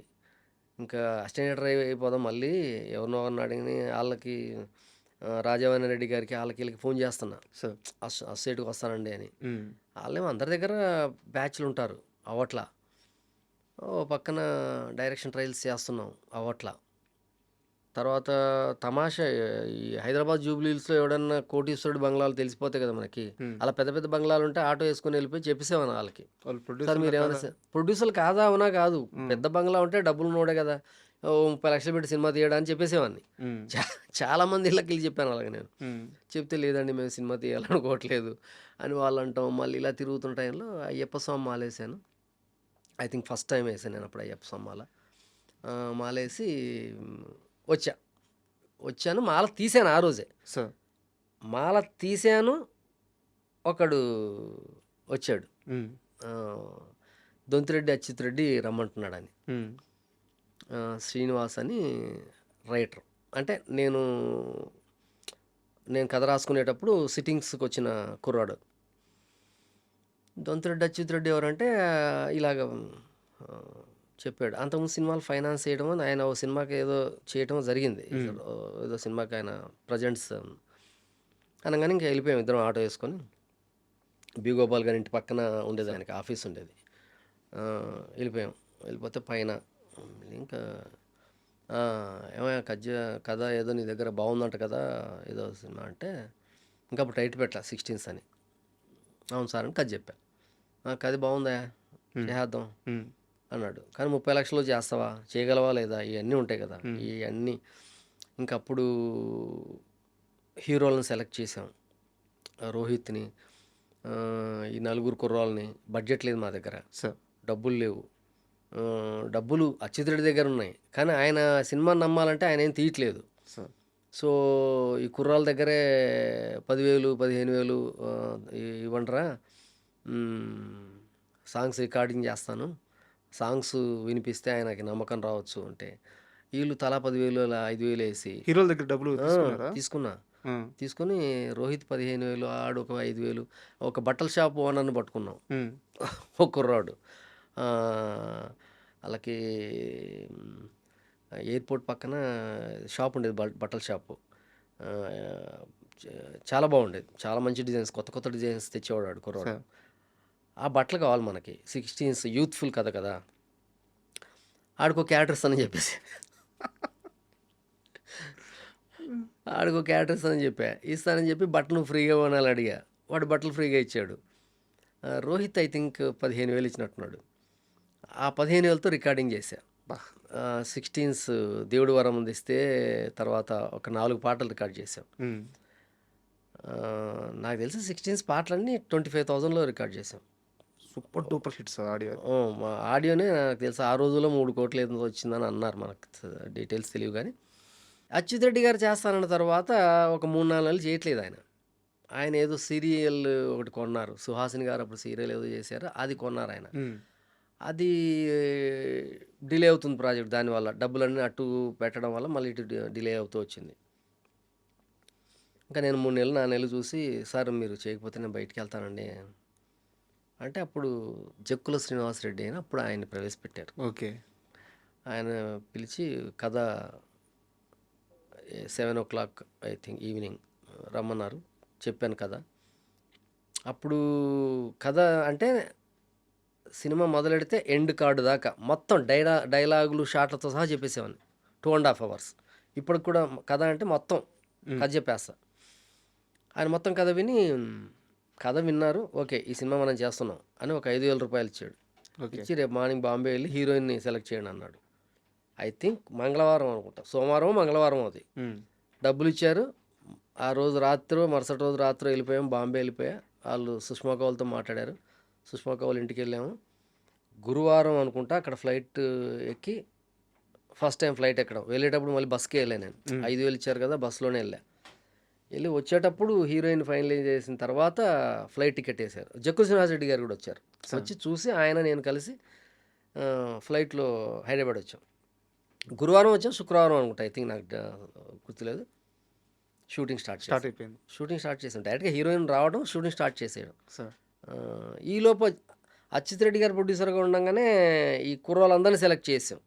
రోహిత్ని, డుంబు అనేవాడిని, బట్టల షాప్ చెప్పాను కదా, ఆ బక్కబ్బాయా బట్టల షాప్ అబ్బాయి. బట్టల షాప్ అబ్బాయి బక్కగా ఉంటాడు, అవును. కళ్ళజోడు పెట్టుకొని. అవును. సో వాళ్ళని సెలెక్ట్ చేసిన తర్వాత 5 కుర్రాళ్ళ క్యారెక్టర్ల ప్రకారం మళ్ళీ డైలాగులు రాశాను నేను. ఉమ్.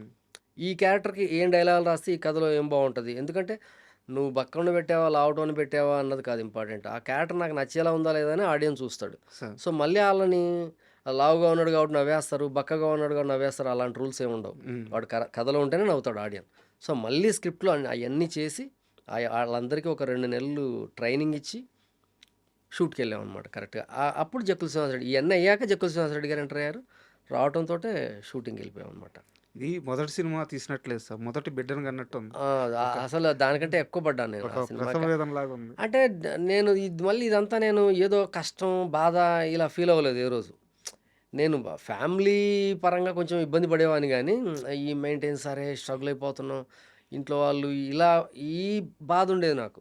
బట్ సినిమా కోసం పడే ఏదీను నేను బాధగా ఫీల్ అయ్యేవాడిని కాదు, ఎంజాయ్ చేసేవాడిని. ఎందుకు రాదు, ఈరోజు కాకపోతే రేపు వస్తుంది, వచ్చి తీరాల్సిందే కదా, నాకెందుకు రాదు, నేను ఈ కథ బాగుంది, ఈ కథ వీళ్ళకి నచ్చలేదు వాళ్ళకి నచ్చలేదు, బట్ ఎవడికో వాడికి నచ్చుద్ది ఖచ్చితంగా అన్నది చాలా స్ట్రాంగ్గా ఉండేవాడిని. అండ్ మీరు ఈ ప్రాసెస్లో అన్నారు కాబట్టి ఐపసం మాల వేసుకున్న పక్క రోజు ఇలా కాల్ వచ్చిందని అవును రియల్ టైమ్ ఎక్స్పీరియన్స్ ఒకటి చెప్తాను సార్. మనం ఫస్ట్ టైం మాల వేసుకున్నప్పుడు కన్యాస్వాములు అంటారు. అవును కన్యాస్వామి మాల వేసుకున్న తర్వాత నా దీక్షలో ఉన్న 45 రోజులు 47 రోజుల్లో మనస్ఫూర్తిగా ఏదైనా ఒక కోరిక కోరుకుంటే అది ఖచ్చితంగా తీరుద్దంట. అదే నేను అదే అనుకున్నాను. స్వాములు అందరూ అదే చెప్తారు. నేను అదే అనుకున్నా. నేను చెప్పారా, మీకు చెప్పారు ఇది? మామూలుగా మనం కోరుకున్నది జరగాలని దేవుణ్ణి కోరుకుంటాం. బట్ అయ్యప్ప స్వామి చాలా పవర్ఫుల్, నీవేమో అనుకున్నా అయిపోద్ది ఇలా అంటుంటారు కదా. కన్యాస్వామి మా కన్యాస్వామి నువ్వు చాలా పవర్ఫుల్ అవును అంటుంటారు కదా. సో నేను నిజంగా దేవుని నమ్ముతాం, బట్ నిజంగా జరుగుద్దా అన్నప్పుడు చెప్పలేము. సార్. బట్ అది జరిగినప్పుడు నేను అరే నిజంగా అయ్యప్ప స్వామి మాలేసి నేను రావడంతో కబురు రావడం ఏంటి, ఇట్స్ మిరాకిల్. మనం ఎంతైనా ప్రయత్నించవచ్చు, బట్ మా ముందు రావచ్చు కదా. బట్ కరెక్ట్గా మాల తీసి మాల 40 రోజులు 41 రోజులు మండలం అవ్వగానే మరుసటి రోజు రావడం అన్నది నేను అప్పుడు నిజంగా అందుకే వరుసగా 7 సార్లు 8 సార్లు వేసాను నేను అయ్యప్ప మాల. Sir super. అంటే అయితే ఇది మీకు సంబంధం లేని ప్రశ్న, ఇష్టమైతే చెప్పండి లేదా స్కిప్ చేసేద్దాం. రోహిత్ గారితో మీరు మొత్తం 4 సినిమాలు తీశారనుకుంటా, కరెక్టా? అయితే అందులో ఆయనకి సక్సెస్లు ఉన్నాయి. అవును, 2 హిట్లు 2 ఫ్లాప్. మంచి హీరోగా గుర్తింపు ఉంది, ఆడియన్స్ యాక్సెప్ట్ చేశారు. బట్ ఎందుకు ఆయన రావాల్సినంత రీచ్కి రాలేదు, ఒక స్టార్ స్టేటస్ రావాల్సినంత రేంజ్లో ఆయనకి దక్కలేదు? మీరు తొలి సినిమా డైరెక్టర్‌గా మీరు ఏం అబ్జర్వ్ చేశారు? ఆయనకి ఇండస్ట్రీలో ఏమన్నా అన్యాయం జరిగిందా? ఇండస్ట్రీ ఎప్పుడు ఎవరికి ఏం అన్యాయం చేయదు. ఎందుకంటే ఇండస్ట్రీ ఎప్పుడూ వాంటెడ్‌లో ఉంటది. సార్. మంచి హీరో ఇప్పుడు 'చిరంజీవి' గారు దొరకరు. రవితేజని ట్రై చేస్తారు. హ్మ్. రవితేజ దొరకడు. రోహిత్‌ని ట్రై చేస్తారు. హ్మ్. ఇట్లాగా ప్రతి డైరెక్టర్‌కి, ప్రొడ్యూసర్‌కి ప్రతి ఒక్కళ్ళకి అవసరం ఉంటది. హ్మ్. అందరికీ 'చిరంజీవి' గారు, 'బాలకృష్ణ' గారు దొరకరు కదా! కరెక్ట్. సో, ఎవరినో ఒకరిని సినిమా తీసి ప్రూవ్ చేసుకోవాలనుకునే ప్రొడ్యూసర్ ఉంటాడు. హ్మ్. ప్రూవ్ చేసుకోవాలని డైరెక్టర్ ఉంటాడు. కాబట్టి ఎవరిని ఇగ్నోర్ చేయరు. హ్మ్. మనకు దొరికిన అవకాశాన్ని, మనకు దొరికిన అదృష్టాన్ని మనం విసిరేసుకోవటం వల్లో, మనం వాడుకోవటం వల్లో మనం నష్టపోతాం. హ్మ్. సరిగ్గా వాడుకోకపోవడం వల్ల. యెస్. దాన్ని ఆ టైంలో నువ్వు దాన్ని సరిగ్గా వాడుకోలేదు. హ్మ్. సో, ఒక గాజు బొమ్మ దొరికింది నీకు, అద్భుతమైన బొమ్మ. హ్మ్. నువ్వు ఏమాత్రం ఏమరపాటుగా వదిలేసినా అది ఖచ్చితంగా పగిలిపోద్ది. సార్. న న ఇంక నువ్వు దాన్ని కాపాడుకోలేవు. హ్మ్. అరే! నేను జారిపోయేటప్పుడు చెప్పొచ్చు కదా తను అంటే, అది అర్థం లేని ఇదవుద్ది. సో, ఎవరి కెరీర్ నాశనమైనా, ఎవరి కెరీర్ బాగుపడ్డా ఆడి తప్పిదం వల్లే అవుద్ది తప్ప ఇంకొక్కడెవ్వరు ఏం చేయలేరు. మహా అంటే ఏం చేస్తారు ఎవరైనా? కాలొడ్డు పెడతారు. ఒక మాట అడ్డేస్తారు. అంత లేదండి, చేయబట్టుకొని ఇంత లాగుతారు. లేదు. వెనక్కి లాగుతారు. బట్ అది బ్రేక్ చేయాల్సింది ఎవరు? మనమే. మనం. నీకు నీ నీ నీకు ఆల్రెడీ ఒక హిట్ ఉంది. 2 హిట్లున్నాయి. అవును. నీ మార్కెట్ తెలుసు. నువ్వు తెలుసు. పలానా రాజా వచ్చి వద్దు అంటే ఆగిపోతాడా ప్రొడ్యూసర్? హ్మ్. డైరెక్టర్ ఆగిపోతాడా? బట్ ఎక్కడో మన తప్పుంటది. సార్. అది మా మా రోహిత్ కూడా ఏంటంటే, ఆ చిన్న మెచ్యూరిటీ లేకపోవటం వల్ల, వచ్చిన సక్సెస్‌ని హైగా ఫీల్ అవ్వటం వల్ల, ఇంక తిరుగులేదు అని అనుకుంటాం ఒక్కొక్కసారి మనం. హ్మ్. మనకొచ్చిన సక్సెస్‌లకి ఇంక అయిపోయింది దట్స్ ఇట్ అనుకుంటాం. ఆహ్, నా కోసం నాకు జరుగుతుంది, నాకు మంచి పాటలు పడతాయి, నాకు మంచి కథలు పడతాయి అనే ఒక అపోహ, రెమ్యునరేషన్స్ ఎలా ప్లాన్ చేయాలి? సినిమా ఫీల్డ్ అన్నది చాలా జాగ్రత్తగా వెళ్ళాల్సిన ఇది. లేతే రోహిత్ చాలా మంచి స్థానంలో ఉండాల్సిన హీరో అతను. సార్. ఎందుకంటే రోహిత్‌కి అద్భుతమైన డాన్సర్, అందగాడు, హైట్ హైట్. బ్రహ్మాండంగా ఉంటాడు అసలు మనిషి. ఖచ్చితంగా ఇప్పుడు కూడా మంచి హీరోగా ఉండవలసిన రోహిత్. అసలు ఎందుకంటే అడిగాను. అదే టైమ్ లైన్‌లో వచ్చిన ఉదయ్ కిరణ్ గారు గాని, తరుణ్ గారు గాని వాళ్ళంతా గూడా ఆ సస్టైన్ టైంలో అయ్యారు. ఒక పీక్స్ చూసారనమాట. అవును. అప్పుడు కొత్త హీరోలు స్టార్స్ అయ్యే కాలం అదనమాట. అవును. సో, అదే టైంలో వచ్చి, అదే టైంలో హిట్లు పడి, తర్వాత ఆయన ఆ స్టార్ స్టేటస్‌ని అందుకోకుండా అవును. ఆగిపోయారు. అందువల్ల ఈ ప్రశ్న అడిగాను. హ్మ్. అంటే ఒక్కోసారి కొన్ని విషయాలు కొన్ని కోఆపరేట్ చేస్తాయి. అయి దాన్నే మనం అదృష్టం అంటుంటాం. సార్. తరుణ్‌కి, ఉదయ్ కిరణ్‌కి అదృష్టం తోడయిందని ఏదో హ్మ్. అనుకుని మనం సర్దుకోవడమే తప్ప, మన హార్డ్ వర్క్, మన తప్పిదాలు కూడా కొన్ని దోహదపడతాయి మన కెరీర్‌కి. సార్ మీ విషయానికొస్తే ఇది ఒక సీరియస్ క్వెషను. ఓపెన్‌గా మీరు చెప్పాల్సిందే తప్పదు. సినిమా తప్ప వేరే ప్రపంచం తెలీదు. వేరే వ్యాపారం తెలీదు. వేరే వ్యాపకం తెలీదు. సినిమా తీయడానికే ఇక్కడికొచ్చారు. సినిమాతోనే ప్రయాణించారు. అవును. అలాంటి నాగేశ్వర రెడ్డి గారికి, చిరంజీవి గారితో, నాగార్జున గారితో, వెంకటేష్ గారితో, ఈవెన్ బాలకృష్ణ గారితో కూడా అనుకుంటాను. వీళ్ళందరితో సినిమా చేసే ఛాన్సు అప్పుడో, ఎప్పుడో ఏదో ఒక రూపంలో మీ తలుపు తట్టింది. అవును. కానీ ఎవరితో మీరు సినిమా తీయలేదు. ఇది మీ తప్పా? ఎవరి తప్పిది? ఖచ్చితంగా నా తప్పే. నేను ఇందాక చెప్పాను గదా! ఎవడు మనల్ని మనమే తప్పు చేస్తాం. హ్మ్. మేబీ ఆ టైంలో నేను సరిగ్గా కథలు, ఆ హీరోలకి తగ్గ కథలు చేసుకోలేకపోవడం వల్లో, సార్. కథలు కన్విన్స్ లేకపోవడం వల్లో, రవితేజ రవితేజ, రామ్, హ్మ్. Gopichand, almost top star heroes అందరూ, మహేష్ బాబు, జూనియర్ ఎన్టీఆర్, అల్లు అర్జున్ కూడా కథ చెప్పాను. సార్. ఒక మహేష్ బాబు తప్ప ఆల్మోస్ట్ అందరినీ విన్నారు. విన్నారు. హ్మ్. అందరి హీరోలు ఒకసారి ఏంటి, ఏముంది ఆ కుర్రోడి దగ్గర, హ్మ్. అన్ బట్ జరగలేదు. మేబీ నా తప్పే. ఎవరు చెప్పాను కదా!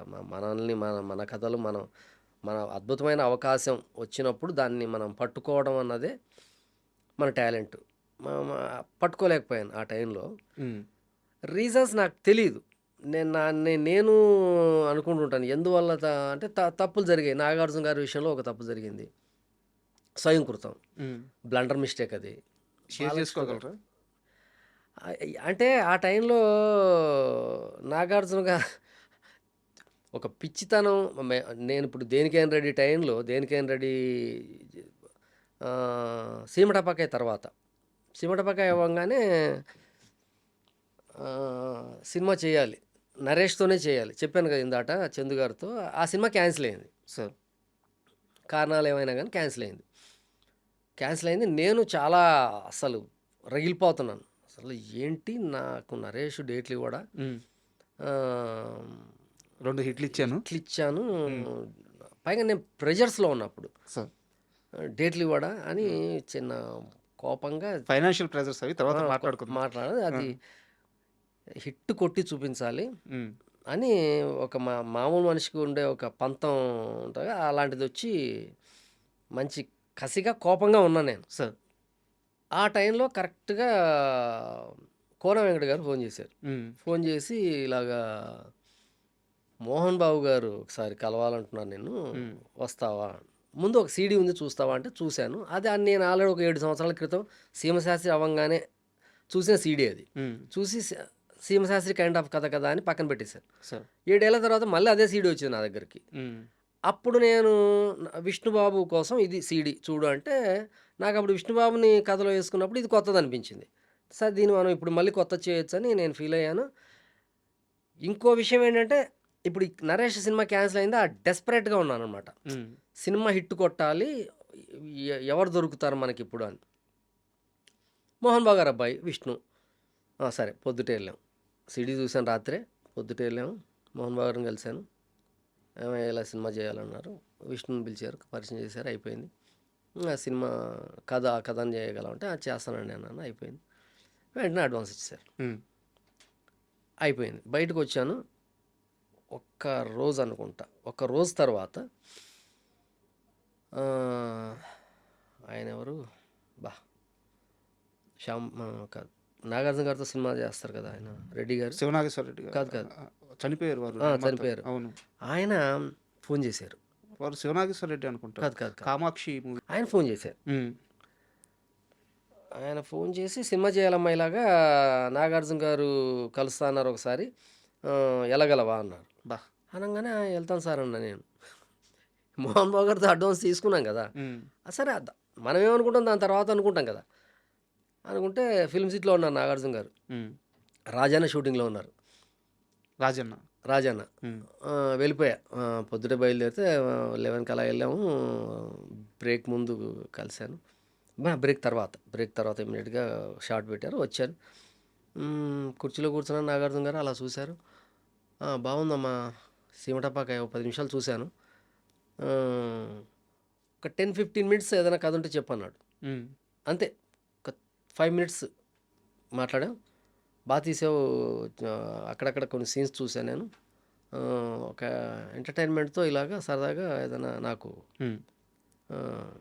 అనగానే ఓకే సార్ అని షేక్ హ్యాండ్ ఇచ్చి ఇంకా మామూలుగా గాల్లోనే ఉన్నాను అనమాట. అంటే మనకున్న మైండ్ స్టేటస్కి చాలా బిగ్ డీల్ కుదిరింది, లైఫ్ టర్న్ అనేసి వచ్చి కథ వేస్తూనే వచ్చాను, ఇంకా రావటమే. అది చాలా పెద్ద కథ, నాగార్జున గారికి వేసింది అదిరిపోయే కథ అసలు. పద్మనాభ స్వామి టెంపుల్ బ్యాక్గ్రౌండ్లో వేసాం. అప్పుడు అసలు కథ అనుకుంటేనే గూస్ బంప్స్ వచ్చాయి. వేసాను, అయిపోయింది.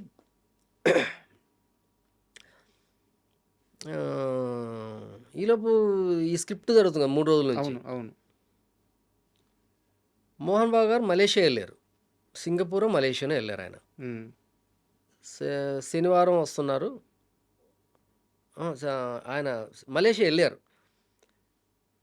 నాగార్జున గారు ఎప్పుడు చెప్తావు అన్నారు, అంటే నా దగ్గర కథ లేదు, ఉందని చెప్పేసా. కథ వేస్తున్నాం, అయిపోయింది, పద్మనాభ గుడి టెంపుల్ బ్యాక్ డ్రాప్, ఇది కథ అయిపోయింది, వేసాం, సోమవారం కలుస్తానండి అని చెప్పాను నాగార్జున గారికి. నేను చేసిన మిస్టేక్ ఏంటంటే ఈ విషయం విష్ణుకి చెప్పా.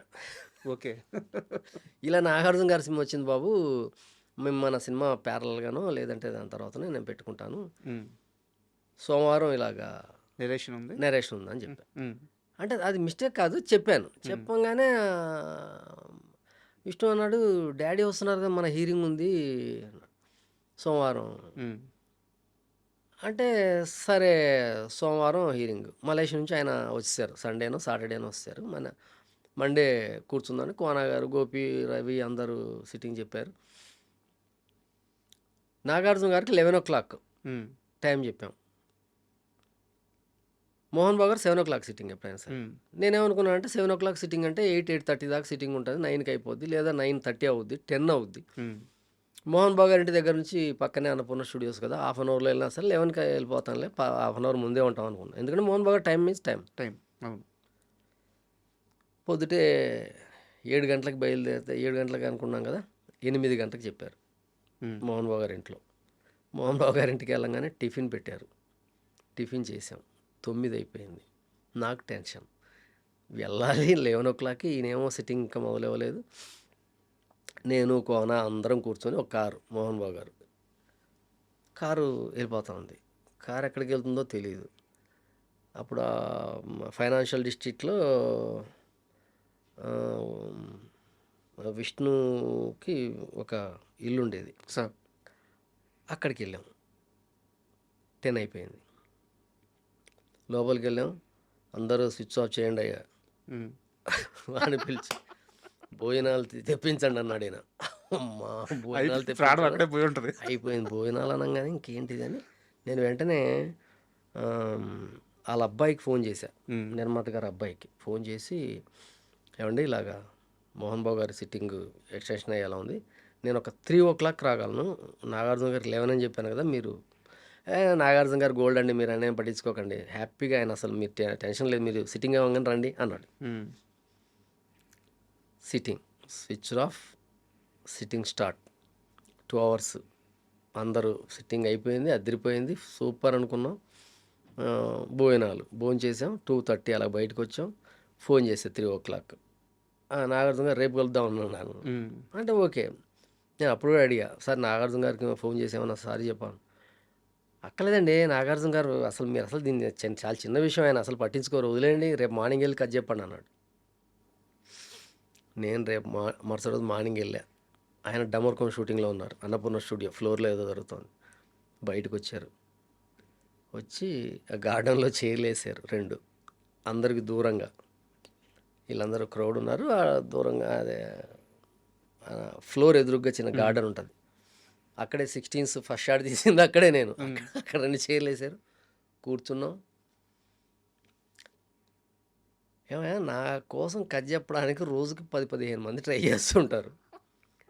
నేను నిన్ను ఫోన్ చేసి నాకు కథ చెప్పమంటే నువ్వు నాకు 11 టైం ఇచ్చి ఉమ్, నువ్వు రాకుండా పోయావు. ఉమ్, నేనేమనుకోవాలి? నేను 11 అన్నపూర్ణ స్టూడియోకి వచ్చి కూర్చొని 11కి రాలేదు, 12కి రాలేదు, 1కి రాలేదు. నేను న్యూస్ పేపర్లు చూసి 2 దాకా 1 దాకా వెళ్ళిపోయాను. మీరు చెప్పారు కదా. అది పోస్ట్ అవ్వలేదు ఆయనకి, అబ్బా.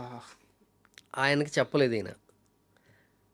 అనగానే లేదు సార్ ఇలాగా అనగానే అక్కడి నుంచి మోహన్ బాబు గారి ఫోన్, నేను ఉండగానే మోహన్ బాబు గారి ఫోన్. ఉమ్, ఇప్పుడు మోహన్ బాబు గారికి చెప్పాను సిట్టింగు 11 12 నాగార్జున సిట్టింగ్ అవ్వగానే అటు రావాలి. ఆయన ఫోన్ చేశారు, ఇలా అంటే నేను నాగార్జున గారి దగ్గర వెళ్తున్నాను. అంటే ఓపెన్గా ఉండటం కూడా ఒకసారి తెలియాలి. అది మనం ఎక్కడ ఏం మాట్లాడాలి, ఎక్కడ ఏం చెప్పాలి, ఎక్కడ ఏమైన తర్వాత ఏం మాట్లాడాలి, అట్లాగా షెడ్యూల్ చేసుకోవడం అన్నది తెలియక ఉమ్, ఇది ఓపెన్గానే నేను నాగార్జున గారి దగ్గరికి వెళ్ళి నేను మీ దగ్గరకు వస్తానని చెప్పను. ఆయన ఫోన్ చేసి డైరెక్టర్ని కథ వింటున్నామట కదా అన్నట్టుగా ఆయన మామూలుగానే మాట్లాడారు. వచ్చాడు ఆయన, వచ్చి మోహన్ బాబు గారు సిట్టింగ్ ఉందా ఇప్పుడు అన్నాడు. అంటే అవును సార్ అన్న. ఎల్లు, నేను మంచోన్ని, చాలా పాజిటివ్గా మాట్లాడతాను, మోహన్ బాబు గారు సీరియస్ మ్యాన్, ఆయనతో ఇలా ఉండదు, నువ్వు వెళ్ళి ఇప్పుడు అర్జెంటుగా కథ ఆ విషయం చూడు, మనం మళ్ళీ కలుద్దాంలే, టెన్షన్ పడొద్దు అన్న.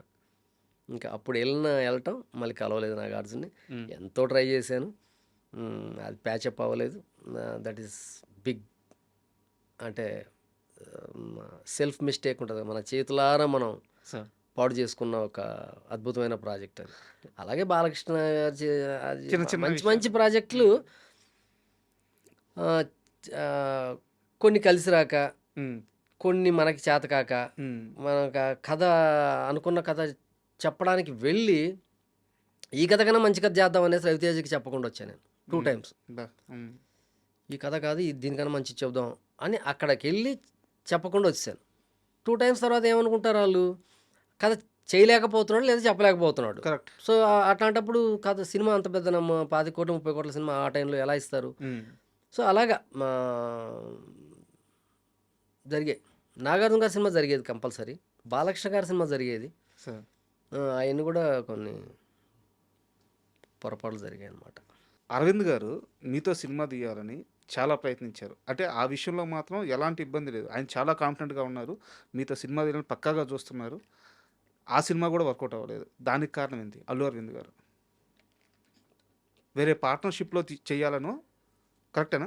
అల్లు అరవింద్ గారి దగ్గర నుంచి ఫోన్ వచ్చింది. అల్లు అరవింద్ గారా కాదు, అశ్విని దత్ గారి దగ్గర నుంచి ఫోన్ వచ్చింది. ఓకే. వాళ్ళిద్దరు పార్ట్నర్‌షిప్పా? వాళ్ళిద్దరు పార్ట్నర్షిప్. హ్మ్. అశ్విని దత్ గారు ఫోన్ చేశారు, అమ్మ ఇలాగా ఒకసారి కలవాలి రా అని. ఓ రాధా దృశ్యం పెళ్ళి టైంలో. ఓ రాధా దృశ్యం పెళ్ళి టైంలో శ్రీకాంత్ గారు చాలా చాలా బాగా చెప్పేవాళ్ళు నా గురించి బయట. హ్మ్. మేబీ దానివల్లే జరిగి ఉండొచ్చు. శ్రీకాంత్ గారు చిరంజీవి గారికి వాళ్ళకి షో చేశారు ప్రసాద్ ల్యాబ్లో. చూసి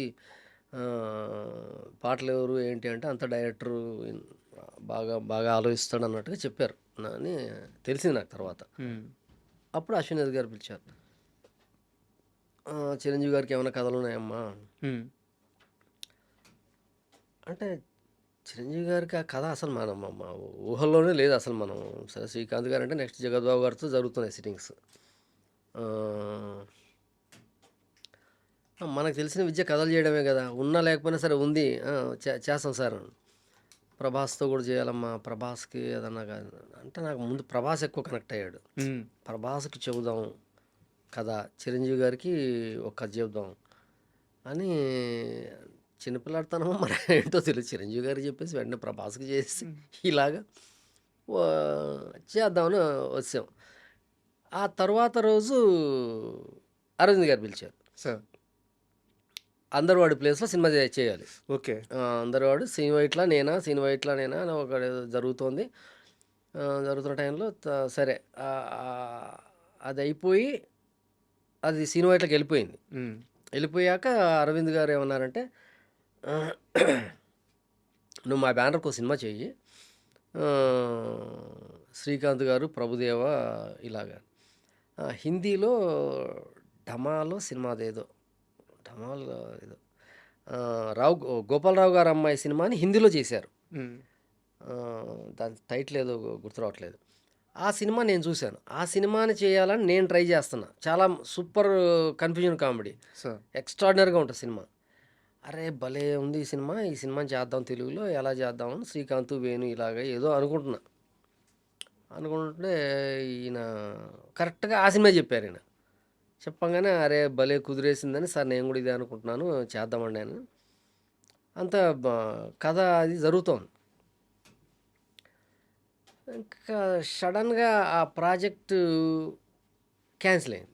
హ్మ్. ఎందుకు క్యాన్సిల్ అయింది అన్నది నాకు ఎవరేం చెప్పట్లేదు. అది తర్వాత నాకు తెలిసింది ఏంటంటే, కే వాసు గారు, గోపాలరావు గారు అమ్మాయి డైరెక్టర్, హ్మ్. ఆయన చేయటం వల్ల ఓకే. ఆయన నేను చేస్తాను ఈ సినిమా,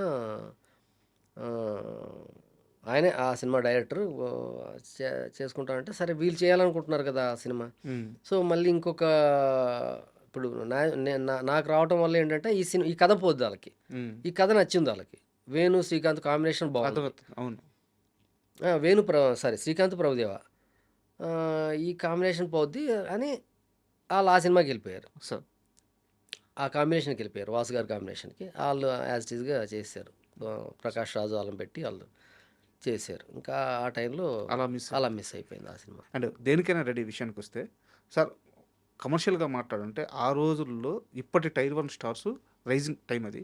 వాళ్ళందరూ కొట్టే మార్కెట్ షేర్ ఎంతైతే ఉందో ఆ రోజుల్లో ఆ సినిమా 30 చిల్లర గ్రాస్. అవును, హ్మ్. పైనే వచ్చింది చాలా పెద్ద అనుకుంటా. నెంబర్. అవును, అంటే అదే చాలా ఇంచుమించు మంచి నెంబర్. హైయెస్ట్ మెంబర్లో ఇది కూడా ఒకటి. అవును అవును అంత పెద్ద సినిమా తీసిన తర్వాత నాగేశ్వర రెడ్డి గారు మోహన్ బాబు గారి కాంపౌండ్ వదిలి బయటకు వచ్చి ఒక సినిమా తీసుంటే అవును ఒక స్టార్ డైరెక్టర్ అయి ఉండేవారు.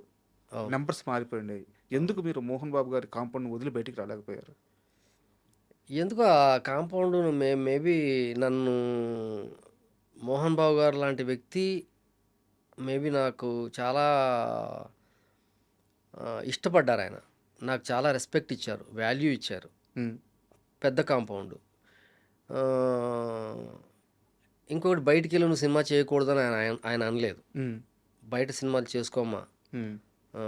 అన్నారు. అప్పుడే బెల్లంకొండ సురేష్ గారి సినిమా బాలకృష్ణ గారి కాంబినేషన్లో చేద్దామని ఇది సార్. కూడా అప్పుడే వచ్చింది.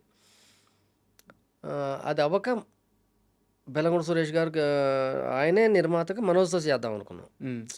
అది అవ్వక వాళ్ళ అబ్బాయి హీరోగా సినిమా చేయాల్సి రావడం, ఆయన అటు వెళ్ళిపోవడం, నేను కరెంటు తీగ మళ్ళీ మోహన్ బాబు గారి కంపెనీలో చేయాల్సి రావడం జరిగింది. కరెంటు తీగ ఎప్పుడైతే అక్కడ కమిట్ అయ్యానో, అంటే దేనికైనా రెడీ రన్నింగ్లోనే వాళ్ళు అడ్వాన్స్ ఇచ్చారు నాకు. ఓకే. నేను అడ్వాన్స్ వెనక్కి ఇచ్చేసి బయటకు వచ్చి సినిమా చేస్తుంటే అప్పుడు నేను రవితేజ సినిమా హ్మ్. మేబీ చేసి ఉండేవాడిని. అది జరిగేది ఆ టైం. హ్మ్. కరెక్ట్గా ఆయన చేయాలనుకున్నారు, నేను చేయాలని, అంటే ఈజీగా అయిపోయేది టైం. సార్. ఆ టైం ఈజీగా అయిపోయే టైం అది. కథ కూడా కుదిరేది. కోన వెంకట్, గోపి, రవి అందరూ ఉన్నారు. ఖచ్చితంగా కథ సెట్ చేసేవాళ్ళు. 100% అయిపోయేది. కరెంటు తీగకి నేను అడ్వాన్స్ తీసుకోవటం వల్ల హ్మ్. 1 ఇయర్ వెయిట్ చేయాల్సి వచ్చింది ఆ కాంపౌండ్లో. మనోజ్ ఒక రెండు సినిమాలు అలాగా వాళ్ళు ఆ కాంపౌండ్లో, మోహన్ బాబు గారు వాళ్ళ ఫ్యామిలీ అంతా ఒక సినిమా, ఇట్లాగా సినిమాలు పడ్డాయి. వాళ్ళ సినిమాలు జరిగాయి కానీ నేను అనుకుంటున్న కథ అక్కడ జరగల, హ్మ్. లేట్ అయిపోయింది. అప్పుడు తమిళ్లో హిట్ అయిన వర్తపడద వారి సంఘం తీసుకొని కరెంటు తీగ చేసాం. సార్. ఆ తర్వాత అది ఏమైపోయిందంటే, ఇంక ఈ మోహన్ బాబు గారి కాంపౌండ్‌లోనే ఇతను ఉంటాడు, బయట రాడు, బయట చేయడు అన్న ఒక ముద్ర. ఆ! అనుకుంటారుగా మామూలుగా. హ్మ్. అనుకోని లైట్ తీసుకున్నారు నన్ను. హ్మ్. ఇంకా ఓకేలే వాళ్ళు అలా ఉంటాడు. కనిపించడం ఓకే. నువ్వు అంత మోహన్ బాబు గారి కంపెనీ కదా అన్నట్టుగా అయిపోయింది. హ్మ్. బట్ అలా ఏం లేదు. వాళ్ళు వాళ్ళు బాగా, మోహన్ బాబు గారు నాకు చాలా ఇష్టం. చాలా చాలా బాగా చూసుకుంటాడు ఆయన. హాస్పిటాలిటీ, ఆయన ఇచ్చే వాల్యూ గానీ చాలా ఇదిగా ఉంటది. హ్మ్. అలా ఒక కాంపౌండ్‌కి అవ్వాలని కాదు గానీ అనుకోకుండా అనుకోకుండా అయిపోయింది, జరిగిపోయింది. జరిగిపోయింది. అయితే నేను మళ్ళీ అదే అడుగుతున్నాను సార్. ఆ కాంపౌండ్‌తో మీకు ఇంచుమించు చాలా సంవత్సరాల ప్రయాణం ఉంది. 14 ఇయర్స్. ఆ! అన్ని సంవత్సరాల ప్రయాణం ఉంది. సో, ఆ మనుషుల గురించి, ఆ కుటుంబం గురించి బయట కొంతమంది పనిగట్టుకొని మాట్లాడే మాటలు మీరు వినుంటారు. అవును. సో, కానీ వాళ్ళ ఆతిథ్యాన్ని వాళ్ళని దగ్గించి చూసిన మనిషి మీరు. మీరు మాట్లాడితే వాళ్ళ విలువ తెలుసద్ది, వాళ్ళ స్థాయి తెలుసద్ది, వాళ్ళ గుణం తెలుసద్ది. సో, మీ లైఫ్‌లో ఆ కుటుంబం మిమ్మల్ని చూసుకున్న అత్యద్భుతమైన సందర్భం గురించి ఏదైనా ఒక ఎగ్జాంపుల్ చెప్పగలరా? ఒకటి కాదు బోలెడన్ని ఉంటాయి. ఆళ్ళు చాలా బయట చెప్పుకునే ప్రాపగాండకి అక్కడ డైరెక్ట్‌గా చూడటానికి సంబంధం ఉండదు. సార్. చాలా మంచి మనుషులాళ్ళు. చాలా very nice persons. Vishnu, Manoj, Lakshmi గారు మనుషులకిచ్చే వాల్యూ, వాళ్ళ దగ్గర ఉన్న పనిచేసే వాళ్ళకిచ్చే వాల్యూ, బయట మనుషులకిచ్చే value it's very nice. Mohan Babu గారైనా వాళ్ళకి ఒక క్షణం ఒక చిన్న షార్ట్ టెంపర్ ఉంటది. ఆ హ్మ్. టైంలో మాట అనేస్తారు. హ్మ్. లేదా ఒక మాట మనసులో తీసుకుంటారు. హ్మ్. ఆ! అక్కడ వాళ్ళు చాలా స్ట్రాంగ్‌గా ఉంటారు ఆ పాయింట్‌లో. హ్మ్. అది చాలా నెగెటివ్‌గా ప్రొజెక్ట్ చేశారని నా ఫీలింగ్. సార్. ఇప్పుడు మన 10 మందిలో ఉన్నా, 100 మందిలో ఉన్నా మోహన్ బాబు గారు మనసులో ఏమనుకున్నారో అది అనేస్తాడాయన. హ్మ్. ఆ లౌక్యం, ఆ గుట్టు లేకపోవటం వల్ల ఎక్కువ డ్యామేజ్ అయ్యారేమో బయట జనంలో మోహన్ బాబు గారు మాటలు. ఇంకా దాన్ని అందరికి ఆపాదించేశారు. సార్. విష్ణుకి, లక్ష్మికి అందరికి ఆపాదిస్తారు. మనోజ్ దానికి కొంచెం పక్కొచ్చి తను ఓన్‌గా మాట్లాడి తను క్రియేట్ చేసుకున్నాడు ఒక ఇది. లేకపోతే యాక్చువల్‌గా వాళ్ళ ఫ్యామిలీకి ఆళ్ళ మోహన్ బాబు గారికున్న ఇమేజ్‌కి ఆళ్ళు ఒక star hero correct. Image. Main ఈ ప్రాపగాండ వల్ల డ్యామేజ్ అయిన ఫ్యామిలీ ప్రాపగాండ. సార్. పనిగట్టుకు ప్రాపగాండ. అంటే ఒకళ్ళు చేస్తున్నారని కాదు. ఇప్పుడు వీళ్ళెవరు లేనప్పుడు కూడా ప్రాపగాండ ఇంతకుముందు కూడా ఉందిగా. నేను నేను ఆ కాంపౌండ్‌లోకి ఎళ్ళకముందే ఉంది. అవును. నేను అసిస్టెంట్ డైరెక్టర్‌గా కాదు. అసలు నేను ఇండస్ట్రీకి రాకముందే పేపర్‌లో వేసేవారు. అదేంటో మరి నాకు తెలీదు. మోహన్ బాబు గారు కోపమంట, మోహన్ బాబు గారు కొడతారంట, హ్మ్. మోహన్ బాబు గారు తిడతారంట. మోహన్ బాబు గారు తిడతారు, ఓ మాట అంటారు. బట్ పని చేసి తప్పు జరిగితే మోహన్ బాబు గారి దగ్గర ఉన్న గొప్ప లక్షణం ఏంటంటే, ఒక పని చెప్తాం మీకు క్లారిటీగా. ఆ పని 10 రోజులు చేస్తానంటే 15 రోజులు టైం ఇస్తారు. ఓకే. 15వ రోజు ఇవ్వకపోతే 16వ రోజు అడుగుతాడు. హ్మ్. 20 రోజులకి ఇచ్చావనుకో నిన్ను తిడతారు. హ్మ్. ఆ తిట్టడం లో లౌక్యం ఉండదు. సాఫ్ట్‌నెస్ ఉండదు. ఇంక హ్మ్. కోపం వచ్చేస్తది ఆయనకి. ఆ కోపంలో మాట్లాడే మాటల్ని బయటికి తీసుకెళ్ళి హ్మ్. ఇప్పుడు లొకేషన్‌లో ఇప్పుడు స్పాట్‌లో ఇప్పుడు చాలా లాట్ ఆఫ్ ఆడియో ఫంక్షన్స్‌లో ఆయన మాట్లాడినయి కదా ఎక్కువ ట్రోల్ అవును. చేస్తుంటారు ఈళ్ళు. అవును. ఇప్పుడు ఏవిఎస్ గారినో, ఆలీ గారినో మైక్ తీసుకొని "ఏరా ఆలీ" అంటాడు. హ్మ్. "రా అంటావా ఆలీని" అంటాడు. ఆయనకి బాడీ రిలేషన్ అలాంటిది. బాండింగ్ అలాంటిది. హ్మ్. అది తప్పేముంది? రజనీకాంత్ గారిని రా అంటావా? రా అంటాం వాళ్ళ స్నేహం అది. డయాస్ మీద అంటావా అంటే, ఆ స్నేహం నేననొచ్చు. మీరనకపోవచ్చు. హ్మ్. ఒకరి క్యారెక్టర్ ఒకలా ఉంటది. ఇప్పుడు అక్కడ ఉన్న రజనీకాంత్ గారికి ఎవరికీ లేని ఇబ్బంది జనానికొచ్చేస్తది ఏంటో సో మనకర్థం అవ్వదు. సో ఈళ్ళ పైన దుమ్మెత్తిపోయటం. అది అస్సలు కరెక్ట్ కాదు. అసలు అది మోహన్ బాబు గారు చాలా వెరీ నైస్ పర్సన్. నా నా నా పాయింట్ ఆఫ్ వ్యూలో. Vishnu also very good fellow. Very good person. ఆహ్, బ ఒకళ్ళ గురించి తప్పుగా మాట్లాడడం గాని, ఆడిలా అయిపోవాలి, ఈడిలా అయిపోవాలని గాని, ఒక బ్యాడ్ టాపిక్కు ఆ కాంపౌండ్‌లో నేను విన్నదే లేదు. వేరే హీరోల సినిమాలు హిట్ అసలు అయినప్పుడు నాశనం వాడు పోవాలి, ఈడు పోవాలి, ఆడి సినిమా పోవాలి, ఈడి సినిమా పోవాలి. లేదు. ఎప్పుడూ ఉండదు. హ్మ్. ఎప్పుడూ ఉండదు. ఓకే. చాలా మంచి విషయాలు చెప్పారు సార్. అయితే నాకు ఒక మంచి ప్రశ్న ఉంది. ఈ 'సన్నీ లియోన్' ఫ్యాన్స్ ఏంది మీకు? సన్నీ లియోన్, సన్నీ లియోన్ నాకు ఒక సినిమాకి క్రేజ్ క్రియేట్ చేయడం కోసం ఎక్కువ ట్రై చేయడం వల్ల సన్నీ లియోన్ వచ్చింది హ్మ్. కథలోకి. హ్మ్. బట్ సన్నీ లియోన్‌ని తెచ్చింది నేను కాదు యాక్చువల్‌గా. మనోజ్. అవునా? సన్నీ లియోన్ థాట్ మనోజ్‌ది. హ్మ్. నేను చెప్పిన వాళ్ళు వేరు. హ్మ్. ఆహ్, సన్నీ లియోన్ థాట్ మనోజ్ ఇచ్చాడు. హ్మ్. ఇవ్వంగానే అసలు ఫ్యూజులు ఔట్ అయిపోయాయి. సన్నీ లియోన్ కరెంట్ తీగలో సన్నీ లియోన్, మనోజ్ అసలు వేరే లెవెల్ సినిమా ఇది. హ్మ్. పెద్ద సినిమా అయిపోద్దనేది అప్పుడే అనుకున్నాం. అలాగే అయ్యింది.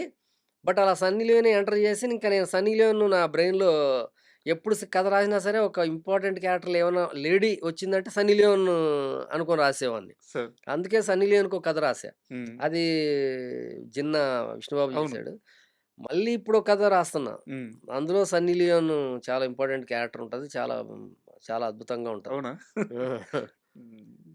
అయితే నాకు బాగా గుర్తు సార్. చాలా మంచి అమ్మాయి. సార్. సన్నీ లియోన్‌తో మనం మాట్లాడితే, హ్మ్. సార్ అరే! ఇంత మంచి అమ్మాయా ఈ అమ్మాయి అనుకుంటాం. సార్. చాలా మంచి అమ్మాయి. నేనదే అడగబోతున్నాను. ఫస్ట్ టైము ఆ సినిమా 'కరెంట్ తీగ'లో హాల్‌లో 'సన్నీ లియోన్' సినిమా చూస్తున్నప్పుడు చాలామంది తెలిసిన వాళ్ళు అమ్మాయిని థియేటర్‌లో వాళ్ళు రిసీవ్ చేసుకునే విధానం కొంచెం వేరేగా ఉంటది. వేరేగా ఉంది.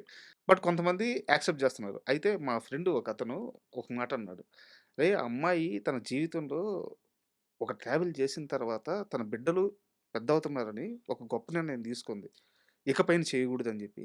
అలాంటి టైంలో మన తెలుగోళ్ళు, మన తెలుగు డైరెక్టర్ కరెక్ట్‌గా అదే టైం అనుకుంటాను. అవును. కరెక్ట్‌గా అదే టైం. అవును. మనోళ్ళు అవకాశం ఇచ్చార్రా! ఎంత గొప్పోళ్ళురా మనోళ్ళు అని చెప్పి ఒక మాట అన్నారు. మీరు ఏ రోజన్నా నాకు కనిపిస్తే నేను ఈ ప్రశ్న అడుగుదాం అనుకున్నాను. ఆ! అది ఆ అమ్మాయి అసలు ఎంత మంచిదంటే అంత మంచిది. నేను చూసిన హీరోయిన్స్‌లో అసలు లొకేషన్‌లో సన్నీ లియోన్ అంటే ఆ అమ్మాయి వరల్డ్స్ స్టార్ ఆ అమ్మాయి సార్. వాస్తవంగా అయితే. సెట్‌లో మామూలుగా మా పల్లెటూరులో చేసాం. హ్మ్. కరెంట్ తీగ విలేజ్ బ్యాక్‌డ్రాప్ సబ్జెక్ట్. అవును. ఆహ్, ఎండాకాలం చేసాం. హ్మ్. మనోజ్ బాబుకి ఆళ్ళకి చెమటలు కారిపోయాయి అసలు. చాలా ఇబ్బంది పడేవాళ్ళం. ఈ అమ్మాయి కూడా వచ్చేది.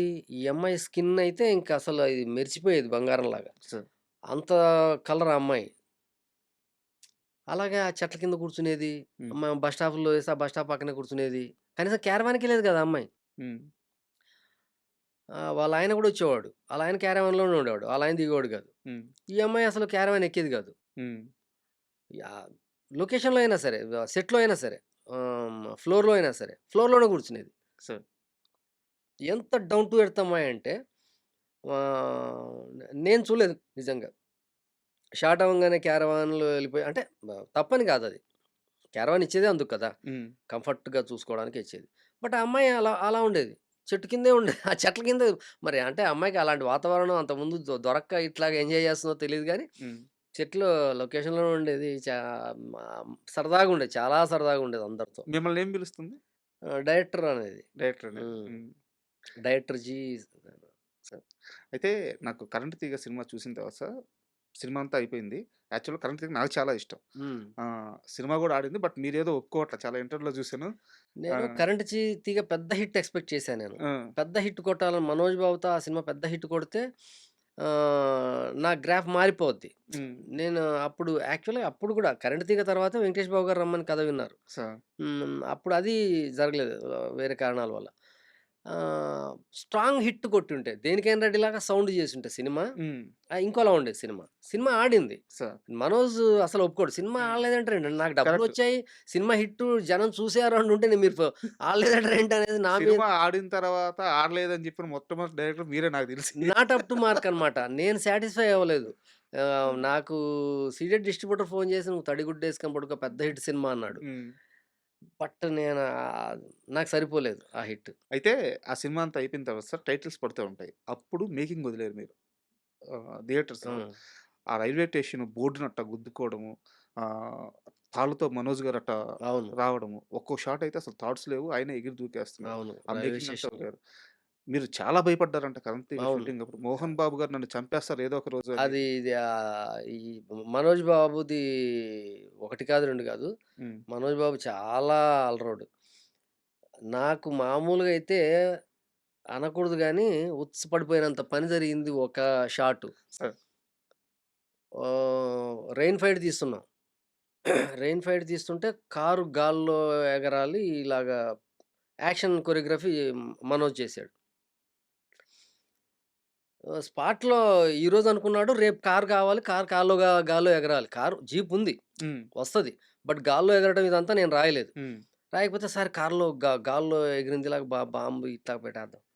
బట్ చాలా గ్రాండియర్‌గా ఉంటది. నా బడ్జెట్‌లో లేదని నేను అది అసలు ఆలోచించలేదు అటు. కావాలన్నాడు. మోహన్ బాబు గారికి ఫోన్ చేశాడు. వెంటనే యాక్సెప్ట్ చేశారు. వచ్చేసింది. జీపు గాల్లో ఉంది. కింద గోపురం పెట్టడానికి ఎళ్ళాడితను హ్మ్. మనోజ్. హ్మ్. జీపు గాల్లో ఉంటే. అదేదన్నా కింద పడిపోవడం ఏదైనా అవును. జరిగితే ఎందుకు గోపురం వాడు కెమెరా అసిస్టెంట్ ఒకటి పెడతాడు. వాళ్ళకి ఎక్స్‌పీరియన్స్ ఉంటది. ఫైట్ మాస్టర్ ఎవడో పెడతాడు. నేను బయటున్నా. నేను బయటుంటే నన్ను రమ్మన్నాడు. హ్మ్. నేనెందుకు బాబు మీరు పెట్టేసేయండి. లేదు లేదు రండన్నాడు. ఆ జీప్ కిందకెళ్ళి దూరి ఆ గోప్రో పెడుతుంటే నాకు అప్పయిపోయిందనమాట అసలు. టెన్షను. అదా రెయిన్ ఎఫెక్టు మొత్తం బురద కింద. అంత అలరోడు. అతను బురదలో ఉంటే మనం బురదలో ఉండాలి. హ్మ్. అతను జీప్ కిందెళ్ళి మనం జీప్ కింద నువ్వు. సరదాగా వెరీ నైస్. మనోజ్‌తో అసలు లవ్‌లో పడిపోయా నేను ఆ షూటింగ్ మేకింగ్‌లోనే చేస్తున్నప్పుడు. మీకేదో ముద్దు గూడా పెడతా ఒక షాట్ ఉంటది. ఆ! లవ్ చేస్తాడు మనోజ్. సార్. లవ్ చేసాడసల ఆ సినిమాకి. చాలా బా చూసాడు. అయితే మనం ఇంటర్వ్యూలో కాస్త ముందుకెళ్ళాము. Last few more questions. అయితే వెరీ ఇంపార్టెంట్ క్వెషన్. ఎక్కడైనా ఒక సినిమా హిట్ అయితే నిర్మాతకి పేరొస్తది. దర్శకుడికి పేరొస్తది. డబ్బులు కూడా వస్తాయి. సినిమా హిట్ అయింది. దర్శకుడిగా పేరొచ్చింది. నిర్మాతగా డబ్బులు పోయినాయి మీకు. 'శివశాస్త్రి'. అవును. హ్మ్. ఎంత పోయినాయి సార్? సీమశాస్త్రికి లైఫ్ పోయిందని చెప్పాలి. లైఫే పోయిందా? హ్మ్. ఇప్పటికి కూడా సీమశాస్త్రి వార్తలు ఇంకా హ్మ్. ఉన్నాయి. సీమశాస్త్రి చాలా దెబ్బ కొట్టింది. ఇది మీరు చాలా ఇంటర్వ్యూలో చెప్పారు. నిజానికి నాకు అర్థం కాలేదు ఆ ఇంటర్వ్యూలో. సినిమా హిట్ అయిన తర్వాత ఖచ్చితంగా డబ్బులొస్తాయి. మరి మీ డబ్బులు ఎలా పోయినాయి? అంటే అదే తెలియనితనం వల్ల పోయాయి. మనకి ఈ బిజినెస్ లెక్కలు తెలియక నాకొక వరస్ట్ హాబిట్ ఉంది. ఏంటంటే, పోతే పోనీ, పోతే పోనీ, ఈ దరిద్రం ఇది ఇంతటితో పోనీలే. హ్మ్. నా డబ్బు కూడా నేను పోతే పోనీ అలా అనుకోకూడదు. డబ్బు పోకుండా పట్టుకోవాలి. అప్పుడే ఆగుద్ది మన దగ్గర. నేనేంటంటే ఈ టెన్షన్స్‌ని పట్టుకొని కూర్చుంటే నేను ఇంకో సినిమా కథ రాసుకుంటాను గదా! అది ఆడితే ఈ డబ్బులెంత అని ఆలోచించాను. ఆహ్, ఆ సినిమాకి చాలా బిగ్ లాస్ అది. Big pressure, big problems face చేశాను. ఫైనాన్షియల్ స్ట్రగుల్స్ ఇంకా ఉన్నాయి నా ఇంకా చుట్టూ. ఉన్నాయా? ఇంకా ఉన్నాయి. హ్మ్. అంటే ఆ ప్రెషర్సే ఇంకా మోస్తున్నట్టుగా మో మో మోస్తూనే ఉన్నది. సార్. ఆ మిస్టేక్స్ ఇప్పటికి కూడా వెంటాడుతున్నాయన్నమాట. అండ్ 'జిన్నా' విషయానికొస్తే 'జిన్నా' సినిమా కథని నేను వాళ్ళడిగారు గాబట్టి ఇచ్చాను. ఆహ్, వేరే బిజీగా ఉన్నాను. వేరే సినిమా జేయాలి. బిజీగా ఉన్నాను ఇచ్చానని జెప్పారు. నిజం జెప్పండి 'జిన్నా' కథ ఇవ్వడం మీకు మనస్ఫూర్తిగా ఇష్టమా? నాకసలు ఇష్టం లేదు. 'జిన్న కథ' కోన వెంకట్ గారు కాకపోతే అసలు నేను ఇవ్వను. హ్మ్. ఆ సినిమా నేనైతే ఇంకోలా తీస్తా. హ్మ్. సినిమా ఆడడం, ఆడకపోవడం వేరే విషయం. హ్మ్. సినిమా కరెక్ట్‌గా తీయడం అన్నది నేను నమ్ముతా ఎప్పుడైనా సరే. సార్. తర్వాత ప్రేక్షకులు దాన్ని ఎలా డెసిషన్ తీసుకుంటే వాళ్ళిష్టం. హ్మ్. బట్ నేను అలా అయితే తీయను నేను హ్మ్. 'జిన్నాని'. చాలా బాధపడ్డారంట చిన్న కథ చాలా తీయడం. అసలు ఆ సినిమా నేను హీరో ఎలివేషన్ చాలా రాంగ్ జరిగింది ఆ సినిమా. ఆహ్, నేను కొత్త డైరెక్టర్ నాకు చాలా ఇష్టం. చాలా మంచోడు. తను కూడా. బట్ హ్యాండిల్ చేయలేకపోయాడేమో అని. 'సన్నీ లియోన్', 'మోహన్ బాబు' గారి కంపెనీ, 'విష్ణు', 'కోన వెంకట్' గారున్నారు. పెద్ద కెమెరామెను. అన్నీ ఉండి ఆ సినిమా నాకు నచ్చలేదు. సార్. ఫస్ట్ హాఫ్ అస్సలు నచ్చలేదు. సెకండ్ హాఫ్ పర పర 'వెన్నెల కిషోర్' క్యారెక్టర్ బానే రాశారు గానీ, నేను చే ఏదేమైనా నేనైతే అలా తీయను సినిమాని. 'సన్నీ లియోన్' ప్రజెంటేషన్ జరగలేదు అసలు ఆ హ్మ్. సినిమాలో. 'సన్నీ లియోన్‌ని' అలా చూయించకూడదు. 'Sunny Leone' not junior artist. Sir. 'Sunny Leone' is a star. Star. ఆ ఎవ్రి సీన్ ఆ స్టారిజం కనిపించలేదు. సార్. ఇంకోటేంటంటే అది 'సన్నీ లియోన్' బేస్డ్ కథ అది. హ్మ్. అందులో విష్ణుని పెట్టారు. హ్మ్. పెట్టినప్పుడు విష్ణు కథ అవ్వాలది. సార్. విష్ణు కథ చేయలేదు. విష్ణుని వదిలేశారు. హ్మ్. కథ కథలో విష్ణు అలా ఉండకూడదు. నేనైతే అలా ఉంచను. సార్. నేను అండ్ లాస్ట్ 2 క్వెషన్స్ సార్. మీరు చాలా ఇంటర్వ్యూలో చెప్పారు. మీ జీవితంలో ఉన్న ఒకే ఒక్క వివాదం ఈ బ్రాహ్మణుల మనోభావాలు దెబ్బతినేలాగా సీన్‌లు తీశారు అవును. అని చెప్పేసి. మీరు చాలా ఇంటర్వ్యూలో చెప్పారు. వాళ్ళ గురించి గొప్పగానే చెప్పారు. ఆ టైంలో క్షమాపణ లెటర్ కూడా రిలీజ్ చేశారు. అయితే నేను మళ్ళీ ఒక ప్రశ్న అడుగుతున్నాను. నాకెక్కడ ఎలాంటి అభ్యంతరాలు కనిపించట్లేదు. బట్ ఒకే ఒక దగ్గర మాత్రం ఒక్క సీన్‌లో నిజంగా నేను కూడా బాధపడ్డాను. థియేటర్‌లో కూర్చొని చూసేటప్పుడు. ఆ చిన్న వయసులో కూడా నాకు అర్థమైంది. ఇప్పుడు అదే సినిమాలో 'దేనికైనా రెడీలో' హ్మ్. వాళ్ళ చేత వీళ్ళ పొంగల్ తినిపిస్తారు. వీరి చేత హలీం తినిపిస్తారు ఒక సీన్‌లో. అవును. అప్పుడు నిజంగా మీరు కాన్షియస్‌గానే ఉన్నారా? అది అది తప్పు అనిపించట్లేదా? అది హలీం కాదది. ఆ! పొంగలు. పొంగలు. అవును. బట్ హలీం అనుకుంటారు వాళ్ళు. అనుకుంటారు. అవును. బట్ అది రాసేటప్పుడు ఈ ఎక్కడన్నా మిస్‌ఫైర్ అవుద్ది అనిపించలేదా? ఎందుకు పొంగల్ గదా అది. హ్మ్. హలీం కాదు గదా! హ్మ్. నేను తిన్నది హలీం. హ్మ్. పొంగల్. వాళ్ళేమనుకున్నారంటే హలీం అనుకున్నారు. హ్మ్. ముస్లిం ఇంట్లోంచి వచ్చింది కాబట్టి ఈళ్ళు బ్రాహ్మిన్స్ అంతా లొట్టలేసుకొని తిని హలీం తిన్నామేమో అనేసి కంగారు పడ్డారందరూ. హ్మ్. ఆ కంగారు పడ్డమే థియేటర్‌లో నవ్వులు. నవ్వులు ఓకే. ఓకే. ఓకే. నేను నవ్వుల కోసం వీళ్ళని డిగ్రేడ్ చేయడం, హలీం తినిపించడం కాదు. హలీం కాదది. హ్మ్. పొంగలు. అది ఒక సీనే వేసాము. హ్మ్. క్లారిఫికేషన్ కోసం. ఆ అమ్మాయొచ్చి చెప్పుద్ది. లాస్ట్‌లో లాస్ట్‌లో కాదు. ముందే. హ్మ్. ప్రీ క్లా ప్రీ క్లైమాక్స్ ముందే వస్తది. అదే ఈ సీను ఈ కంటిన్యూటీ సీన్ తర్వాత ఒక 3 సీన్‌ల అవును. తర్వాత అవును. ఈడు బాధపడుతుంటాడు. ఆ అమ్మాయి కనిపించంగానే ఆ! మ మ ప ఎళ్ళిపోతా ఉంటాడు. అరుస్తాడు. "ఏయ్! పంతులు అలా కాదు ఏంటంటే ఆ రోజు హలీం ఇచ్చావు బుద్ధుందా లేదా?" అంటే, ఆ! "అది హలీం కాదు పంతులు పొంగల్" ఆ! అంటది. అంటే అమ్మో! పొంగల్ అని అప్పుడు రిలాక్స్ అవుతారు. హ్మ్. అది అంటే, అంటే ఇప్పుడు ఎలా ఉంటదంటే మనోభావాలు దెబ్బతింటం ఏంటంటే, ఆ చెప్పేంత వరకు ఆగం మనం. అది కాదు. ముందు దెబ్బ కొట్టడం అన్నది జరిగిపోయింది కదా! నా మనస్సు మానసికంగా నేను హ్మ్. బాధపడ్డాను కదా! పొంగల్ తినిపించావు నన్ను అనిపించా. అది తీసుకున్నారు అటువైపు. హ్మ్. నేనేసిన రెమెడీ సీన్ వాళ్ళకి రిజిస్టర్ అవ్వలేదు. రిజిస్టర్ అవ్వలేదు కాదు. వాళ్ళు తీసుకోలేదు దాన్ని. హ్మ్. అంటే ముందు బాధ పెట్టి వెనరాస్తే ఎలాగా అన్నట్టుగా అయిపోయిందనమాట అది. హ్మ్. బట్ నేనెప్పుడు అలాగా అసలు ఆ సీను క్లారిఫికేషన్ ఇచ్చే సీన్ వద్దన్న డిస్కషన్ జరిగింది. ఓకే. ఎటువంటి పరిస్థితుల్లో కావాలని చెప్పింది నేను. హ్మ్. అసలు ఎవ్వరిని అనే హక్కు మనకు లేదు సార్. మనం కంపల్సరీ ఆ సీన్ ఉండాల్సిందే అనేసి నేను ఫైట్ చేసి ఆ సీన్ పెట్టించా. So, okay sir. అండ్ ఇప్పుడు ప్రస్తుతం విషయానికొద్దాము. ఒక సినిమా చాలా బిజీగా ఉన్నారు. యాక్చువల్‌గా మన ఇంటర్వ్యూ 4 రోజుల క్రితం జరగాలి. అవును. ఆ! సో, ఆ సినిమా విశేషాలు చెప్పండి. ఈ సినిమా మళ్ళీ ఒక పెద్ద హిట్‌కి నాంది పడిందని చెప్పాలి. సార్ పెద్ద హిట్ అవుద్ది సినిమా. పూర్తి పేరు సార్? సినిమా పూర్తి పేరు? 'మిస్టర్ మిడిల్ క్లాస్' హ్మ్. సినిమా పేరు. మిడిల్ క్లాస్ అని అంతా అంటున్నారు గానీ, mister mister, middle middle mister middle class. ఆ! శ్రీకాంత్ గారి కోసం కథలు రాసుకునే సినిమా ఇది. హ్మ్. ఈ సినిమా రిలీజ్ అయ్యాక శ్రీకాంత్ గారి కోసం కథలు రాస్తారు మళ్ళీ. హ్మ్. ఆయన హీరోగా. హ్మ్. ఆయనకొక ప్రత్యేకమైన సినిమాలు వస్తాయి ఈ సినిమా తర్వాత. సార్. అంత బాగొచ్చిన సినిమా. అంత మంచి సినిమా అవుద్ది ఈ సినిమా. సార్. పెద్ద హిట్ అవుద్ది. నాకు మళ్ళీ ఇన్నింగ్స్ సెకండ్ స్టార్ట్ ఇన్నింగ్స్ చేసే లాగా. సినిమా ఇది. ఉమ్. హ్మ్. అంటే రిలీజ్ డేట్ ఏమన్నా ప్లాన్ చేసుకున్నారా? అంటే ఇప్పుడు 'పెద్ది' సినిమా ఉంది గదా! దాని గురించి ఆలోచిస్తున్నాం. ఉమ్. ఆ సినిమా తర్వాత ఏదో టైం జూన్‌లో అనుకుంటున్నాం గానీ, జూన్‌లో కూడా డేట్లు ఖాళీగా దొరికితే జూన్ 25, 26 అలాగా. ఉమ్. లేదంటే July first or second week. And promotions కూడా ఇంకా స్టార్ట్ అయినట్లేదు. స్టార్ట్ అవ్వలేదు. మా సినిమా అయిపోయింది. ఒక 1 వీక్‌లో స్టార్ట్ అయిపోతాయి ప్రమోషన్స్. సార్ నిజంగా వెయిట్ చేస్తున్నాం. ఎందుకంటే ప్రతి తరంలో అంటే జనరేషన్ అంటారు కదా! ప్రతి జనరేషన్‌లో అద్భుతమైన హాస్యాన్ని అందించే దర్శకులు చాలా అరుదుగా ఉంటారు. మాస్ సినిమాలు తీసే నిర్మాతలు, డైరెక్టర్లు చాలా ఎక్కువ మంది ఉంటారు. అక్కడక్కడ ప్లేస్ అయినట్టుంటారనమాట. మంచి హాస్యాన్ని అందించే డైరెక్టర్లు. అందులో మీరు ఒకరు. సో, మిమ్మల్ని మిస్ అవుతున్నాం గత కొన్ని సంవత్సరాల నుంచి. సో, ఈగర్‌గా వెయిట్ చేస్తున్నాము. All the best sir. Cinema release అయిన థాంక్ యూ. తర్వాత మాత్రం మరో మంచి ఇంటర్వ్యూ పూర్తిగా సినిమా మీద చేద్దాం. Thank you. Thank you sir. Thank you thank you. Very much. Thank you very much. And for more videos, Please subscribe to iDream channel. Subscribe to iDream Media. Please subscribe to iDream. Please subscribe to iDream. Please subscribe iDream. And please subscribe to iDream. For more videos, subscribe to iDream. please like, share, and subscribe to the channel. Congratulations, iDream. Subscribe to iDream. Subscribe to iDream. So, subscribe to iDream Media. iDream ki iDream team andarki huge congratulations. Please subscribe iDream Media. Please subscribe to iDream. Subscribe iDream. Please subscribe to iDream. iDream అంటే నా కళల ఛానల్ను subscribe చేసుకున్న నోరు తిరుగుతలేదు. మీరైతే గంట గుర్తు కొట్టండి. For more such videos, please subscribe to iDream. Subscribe to iDream. Please subscribe to iDream. Please subscribe iDream Media. Please do subscribe to iDream. Please subscribe to iDream Media. For best entertainment and information, please subscribe iDream. And don't forget to subscribe to iDream.